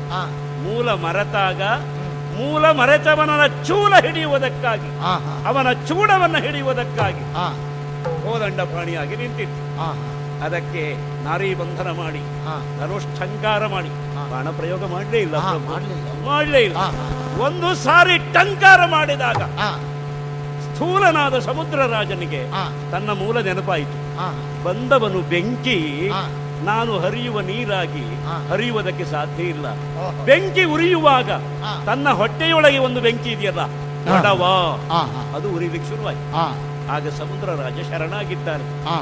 ಬಹಳ ಸೂಕ್ಷ್ಮ ಪ್ರಕ್ರಿಯೆ. ಆ. ನಾವು ಕಥೆ ಹೇಳುವಾಗ ಅಲ್ಲ ಇದನ್ನು ಹೇಳುವುದಿಲ್ಲ. ಆ. ಯಾಕೆ? ಆ. ಕಥೆ ಕೇಳುವವರಿಗೆ ಕಥೆ ಬೇಕೇ ಹೊರತು ಆ. ಒಳಗಿನ ತತ್ವ ಬೇಕಾಗುವುದಿಲ್ಲ. ಬೇಕಾಗುವುದಿಲ್ಲ. ನೀನು ಹಾಗಲ್ಲ, ಆ, ಕಥೆಯ ನೆಪದಲ್ಲಿ ಆ. ತತ್ವವನ್ನ ಪ್ರಶ್ನಿಸಿದ್ದಿ. ನನಗೆ ಅನಿವಾರ್ಯ ಇದು. ಆದ್ದರಿಂದ ಈ ಹೇಳಿ ಪ್ರಸಂಗದಲ್ಲಿ ಹೀಗೆ ಕೇಳದೆ ನನಗೆ ವಿರಾಮವೇ ಇಲ್ಲ. ಅದು ಎಲ್ಲ ವಿರಾಮ ಸಲ್ಲದು. ಅಲ್ಲ, ನಿನ್ನ ವಿರಾಮ ರಾಮದಲ್ಲಿ ಆಗಬೇಕಲ್ಲ. ಹಾಗೆಂದು ನೀನು ಭಾವಿಸುತ್ತಿ, ನನಗಿದು ಸರಿ. ಆರಾಮದ ಸಂಗತಿಯಲ್ಲ. ಅಲ್ಲ, ಹೌದೌದು. ಅದರಿಂದ ಆರಾಮನ ಸಂಗತಿ ಇದು. ಆ. ಇದು ಆರಾಮದ ಸಂಗತಿ ಅಲ್ಲ. ಆ. ಹೀಗಿರುವಾಗ ಆ, ಸಮುದ್ರ ರಾಜನನ್ನ ದಂಡಿಸಿದ. ಆ. ಇದು ನಿಜವಾದ ಕಲಿತನ. ಓಹೋ. ಜನರ ಮೇಲೆ ತೋರಿಸಿದ ಕಲಿತನ ಅಲ್ಲ. ಆಹಾ, ದೈತ್ಯರನ್ನ ಸಂಹಾರ ಮಾಡಿದ್ದು ಕಲಿತನ ಅಲ್ಲ. ಆಹಾ, ಈ ದೃಷ್ಟಿಯಿಂದ ನೋಡುವಾಗ ಆ, ಪಂಚಭೂತಗಳ ನಿಯಂತ್ರಣ ಆ. ಯಾರಿಗೆ ಸಾಧ್ಯ? ಅದು ಯಾರಿಗೆ? ಆಕಾಶಕ್ಕಿಂತ ವಿಶಾಲವಾಗಿದ್ದವರಿಗೆ ಮಾತ್ರ ಸಾಧ್ಯ. ಹೌದು. ಆಕಾಶ ವಿಶಾಲ ಮಾತ್ರ. ಆ, ಆಕಾಶದ ವೈಶಾಲ್ಯಕ್ಕಿಂತ ವಿಶಾಲ ಆಗಿದ್ದವರಿಗೆ ಆ. ಆಕಾಶವನ್ನು ಅಡಗಿಸಿಕೊಳ್ಳುವ ಶಕ್ತಿ ಬರ್ತದೆ. ಓಹೋ. ಆದ್ದರಿಂದ ಆ, ಭೂಮಿಯನ್ನ ನೀರು ತೇಲಿಸಿದರೆ, ಆ. ನೀರನ್ನ ಉರಿ ಹಾರಿಸಿದರೆ, ಆ. ಉರಿಯನ್ನ ವಾಯು ಇನ್ನೊಂದು ಕಡೆಗೆ ಸಾಗಿಸಿದರೆ, ಆ. ವಾಯುವನ್ನು ಅಡಗಿಸಿಕೊಳ್ಳುವ ಆಕಾಶ, ಆ. ಅದನ್ನು ಅಡಗಿಸಿಕೊಳ್ಳುವ ರಾಮ. ಹೌದು. ಹಾಗಾಗಿ ಆ, ಸ್ಥೂಲವಾದ ಸಮುದ್ರ ರಾಜನಿಗೆ ಒಂದು ಅವಕಾಶ ಕೊಟ್ಟು ಆ. ಆಮೇಲೆ ದಾರಿಗೆ ತಂದ. ಓಹೋ. ಈ ಜಲ ರಾಶಿಯಲ್ಲಿ ಆ. ಯಾರೂ ಪ್ರವೇಶ ಮಾಡಬಾರ್ದು ಅಂತ ಏನಿಲ್ಲ. ಆ. ಜಲಚರಗಳು ನಿತ್ಯ ಸಾಗುತ್ತವಲ್ಲ, ಹೌದಲ್ಲ. ಯೋಜನ ಉದ್ದದ ಆ. ದೀರ್ಘವಾದ ತಿಮಿಂಗಿಲಗಳು ಆ. ಒಂದು ಕಡೆಯಿಂದ ಒಂದು ಕಡೆಗೆ ಸಾಗುವಾಗ ಓಹೋ. ಸಮುದ್ರವನ್ನೇ ಸೀಳಿ ಬಿಡ್ತವೆ. ಆ. ಇಲ್ಲ ಅಂತಲ್ಲ, ಆ. ಜಲಚರಕ್ಕೆ ಅವಕಾಶ ಇದೆ. ಆ. ಜಲಚರ ದಾಟುವುದಕ್ಕೆ ಆ. ಒಂದು ಮರ್ಯಾದಾ ಸೀಮಾ, ಭೂಖಂಡವನ್ನು ಕಾದುಕೊಳ್ಳುವ ಸೀಮಾ. ಈ ಸೀಮಾಧ್ಯಕ್ಷರಿಗೆ ಎಲ್ಲ ಇಷ್ಟಿಷ್ಟು ಅಹಂಕಾರ ಬಂದ್ರೆ ಹ್ಮ್. ರಾಮಚಂದ್ರ ಪ್ರಭು ದಂಡನೆ ಮಾಡಬೇಕೋ ಬೇಡ? ಹ್ಮ್. ನೀವೆಲ್ಲ ನಿಮ್ಮ ಸೀಮೆಯಲ್ಲಿ ಅಧ್ಯಕ್ಷರಾಗಿದೆಯೇ, ನಿಮ್ಮ ಸೀಮೆ ಮೀರಬೇಡಿ ಅಂತ ಹೇಳಿದ್ರು. ಆಹಾ. ಆದ್ದರಿಂದಲೇ ಆ. ಅಲ್ಲಿಯವರೆಗೆ ಸಮುದ್ರ ಆಗಿತ್ತು. ಆಹಾ. ಯಾವಾಗ ಸಮುದ್ರ ರಾಜ ಶರಣಾದನೋ ಆ. ಆಗ ಸಾಗರ ಅಂತ ಹೆಸರು ಬಂತದಕ್ಕೆ. ಆಹಾ. ಯಾಕೆ? ಸಗರ ವಂಶಜರ ಆ. ಪ್ರಭುತ್ವವನ್ನು ಅವರು ಒಪ್ಪಿಕೊಂಡ್ರು ಅಂತ ಆಯ್ತಲ್ಲ. ಓಹೋ. ಈಗ ಸಮುದ್ರ ಅಲ್ಲ ಮಹಾರಾಯ, ಅದು ಆಹಾ. ಈಗ ಸಾಗರ. ಹೌದೇ? ಸಾಗರ ಈಗ. ಆಹಾ. ಅದು ರಾಮಚಂದ್ರನ ಕಲಿತನ. ಆಹಾ. ಇರಲಿ. ಆ. ಇನ್ನು ಆ. ರಾಮನ ಶಕ್ತಿಗಿಂತ ಆ. ರಾಮ ಭಕ್ತರ ಶಕ್ತಿ ಹೆಚ್ಚು. ಆ. ನಮ್ಮ ಪ್ರಭುವಿಗೆ ಪ್ರೀತಿಯಾದ ಮಾತು. ಆಹಾ. ನಮ್ಮ ಪ್ರಭುವಿಗೆ ಪ್ರೀತಿಯಾದ ಮಾತು. ಆಹಾ. ಅಂದ್ರೆ ಆ. ರಾಮ ಭಕ್ತರೆಲ್ಲ ಸಮರ್ಥರು ಅಂತಲ್ಲ. ಆ. ರಾಮ ಭಕ್ತರು ಭಕ್ತಿಯಿಂದ ಶಕ್ತರಾದವರು. ಹ್ಮ್. ರಾಮಚಂದ್ರ ಹ್ಮ್. ಸ್ವಯಂ ಶಕ್ತ ಆದ. ಹ್ಮ್. ಈ ಸ್ವಯಂ ಶಕ್ತನಾದವನೇ ಹ್ಮ್. ಅಸಹಾಯ ಶೂರ. ಹ್ಮ್. ಭಕ್ತಿಯ ಬಲದಿಂದ ಶಕ್ತರಾದವರು ವಾನರರು. ಹ್ಮ್. ರಾಮ ಭಕ್ತಿ ಎಷ್ಟು ಮಹತ್ವ ಇದೆ ನೋಡಿ. ಹ್ಮ್. ಮುಳುಗುವ ಕಲ್ಲನ್ನ ತೇಲಿಸಿ ಬಿಟ್ರಲ್ಲ ರಾಮ ಭಕ್ತರು. ಹ್ಮ್. ಹಾರಬೇಕಾದಂತಹ ಸಮುದ್ರಕ್ಕೆ ಹ್ಮ್. ಸಾಗುವುದಕ್ಕೆ ಸೇತುವೆಯನ್ನು ಕಟ್ಟಿಬಿಟ್ರಲ್ಲ. ಆಹಾ. ಇದೆಲ್ಲ ರಾಮ ಭಕ್ತರ ಪರಾಕ್ರಮ ಅಲ್ಲವೇ ಅಲ್ಲ, ಆಹಾ. ರಾಮಚಂದ್ರನ ಮಹಿಮೆ. ಆಗಲಿ. ಆದ್ದರಿಂದ ಆ. ಇದು ಅವನ ಕಲಿತನಕ್ಕೆ ಸಾಕ್ಷಿ. ಇಷ್ಟಕ್ಕೆ ಬಿಡುವ ಇದನ್ನು. ಆ. ಈ ಘಟನೆಯನ್ನು ಎತ್ತುಕೊಂಡ್ರೆ ಆ. ಆಮೇಲೆ ನಾನು ಬಂದ ಉದ್ದೇಶ ಮರೆತು ಹೋದ. ಛ, ಛ, ಛ. ಈಗ ನಾನು ಆದರೆ- ಎಲ್ಲವನ್ನು ಎಳೆ ತರಲಿಲ್ಲ ಎನ್ನುವುದಕ್ಕೆ ಎಳೆಯೇ ಅದು. ಹೌದು. ಒಂದು ವ್ಯಾಪ್ತಿ, ಒಂದು ಸೀಮೆ ಮೀರಿ ಹೋಗುವ ಹಾಗಿಲ್ಲ. ಹಾಗೆಂದು ಪ್ರಧಾನವಾದ ಪ್ರಶ್ನೆ ಉಳಿತಲ್ಲ, ಉತ್ತರಿಸ್ತೇನೆ. ಸೀತೆಯನ್ನು ಮತ್ತೆ ಪರಿಗ್ರಹಿಸಿದ್ದು ಬಹಳ ಮುಖ್ಯವಾದ ಪ್ರಶ್ನೆ. ಸೀತಾ ಪರಿಗ್ರಹ ಆ. ಅದೊಂದು ಅದ್ಭುತ ಪ್ರಸಂಗ. ಆಹಾ. ನೆನಪಿಸಿಕೊಂಡ್ರೆ ನನಗೆ ಕಣ್ಣೀರು ಬರ್ತದೆ ಮಹಾರಾಯ. ಹೌದು. ಅಯ್ಯೋ, ಆ. ಯಾವ ಸೀತಾಮಾತೆಯನ್ನ ಕಾಣುವುದಕ್ಕೆ ಆ. 100 ಯೋಜನ ವಿಸ್ತೀರ್ಣವಾದ ಸಮುದ್ರವನ್ನ ಆ. ನೀನು ಹೇಳಿದೆಯಲ್ಲ, ರಾಮದೂತ ದಾಟಿದ ಅಂತ. ಆ. ಆ ರಾಮದೂತ ದಾಟಿದ. ಆಹಾ. ಆ ರಾಮದೂತ ದಾಟಿದನಲ್ಲ, ಆಹಾ.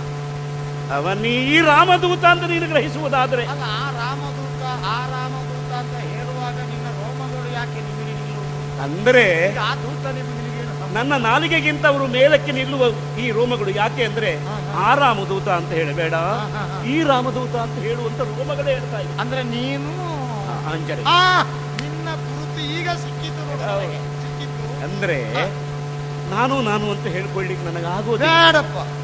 ನಮ್ಮ ರಾಮಚಂದ್ರ ಪ್ರಭು ಆ. ಕೊಟ್ಟ ಸೂಚನೆಯಂತೆ ಆ. ಶತಯೋಜನ ವಿಸ್ತೀರ್ಣವಾದಂತಹ ಸಾಗರವನ್ನ ದಾಟಿ ಆ.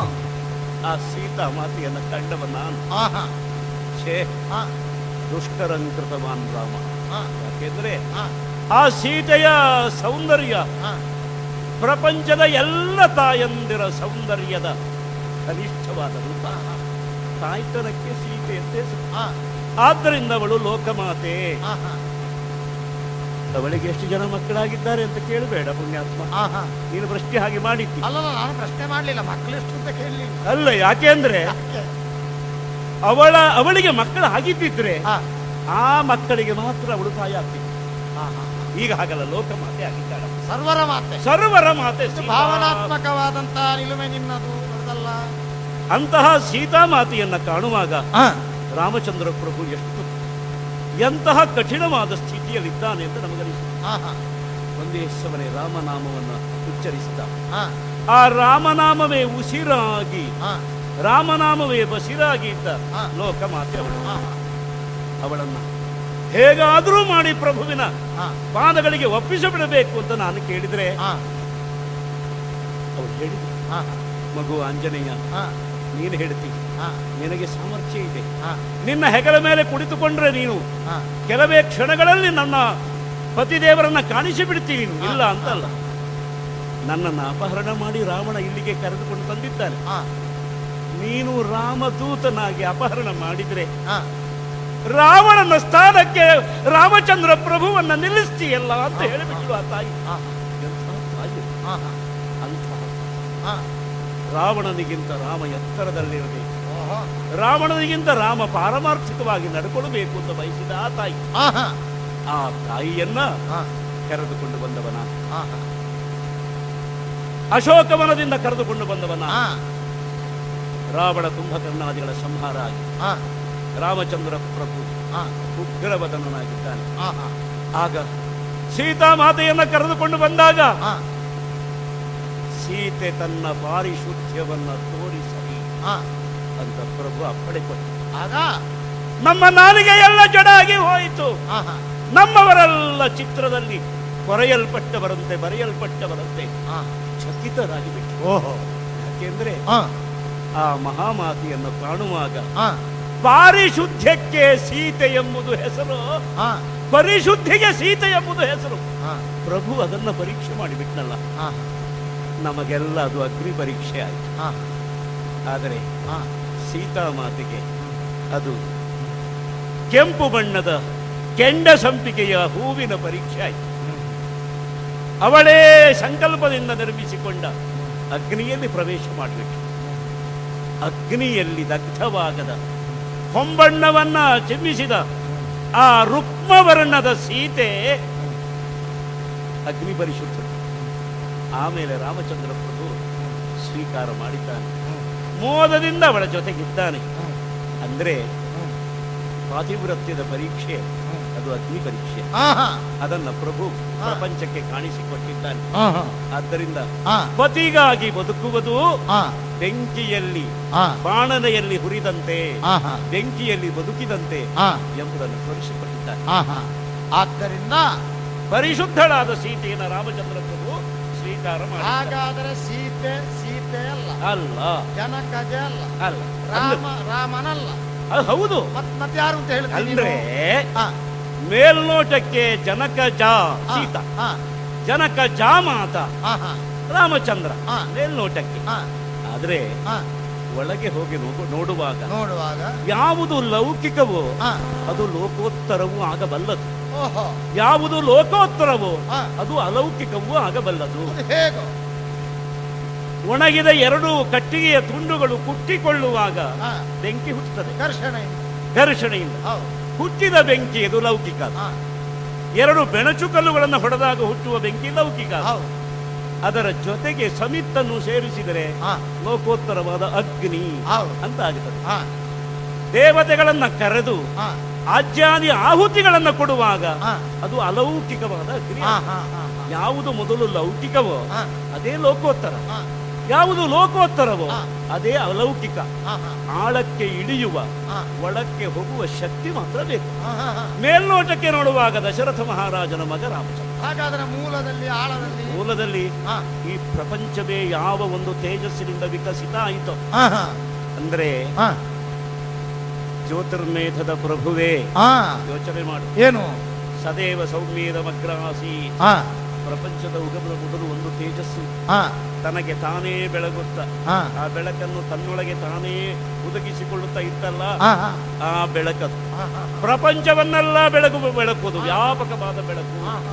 ಅದಕ್ಕೆ ವಿಷ್ಣು ಅಂತ ಹೆಸರು. ಹಾ ಹಾ ಹಾ ಆ ವಿಷ್ಣುವೇ ರಾಮಚಂದ್ರ. ಹಾಗಾದ್ರೆ ಸೀತೆ ಅವನು ವಿಷ್ಣು ಆದ್ರೆ ಸೀತೆ ವಿಷ್ಣು ಮಾಯಾ ಹಾ ಹಾ ಹಾ ಅಂದ್ರೆ ಹಾ ಈ ಪ್ರಪಂಚವನ್ನ ಮುಂದೆ ಬೆಳೆಸುವುದಕ್ಕೆ ಬೇಕಾದ ಮಾಯಾ. ಹಾ ಹಾ ಯಾ ಮಾಯಾ ಹಾ ಹಾ ಅಂದ್ರೆ ನಾವು ಯಾವ ಕಡೆಯಿಂದ ನೋಡುತ್ತೇವೆ ಅಂತ. ಹಾ ಈ ಕಡೆಯಿಂದ ನೋಡುವಾಗ ಯಾವಳು ಲಕ್ಷ್ಮಿಯೋ ಅವಳೇ ವಿಷ್ಣು ಮಾಯಾ, ಹಾ ಹಾ ಯಾವಳು ತಾಯೋ ಹಾ ಅವಳೇ ಸೀತೆ. ಹಾ ಹಾ ಹಾ ಹೀಗೆ ಹಾ ಸೀತೆ ಬೇರೆ ಅಲ್ಲ, ಹಾ ವಿಷ್ಣು ಮಾಯಾ.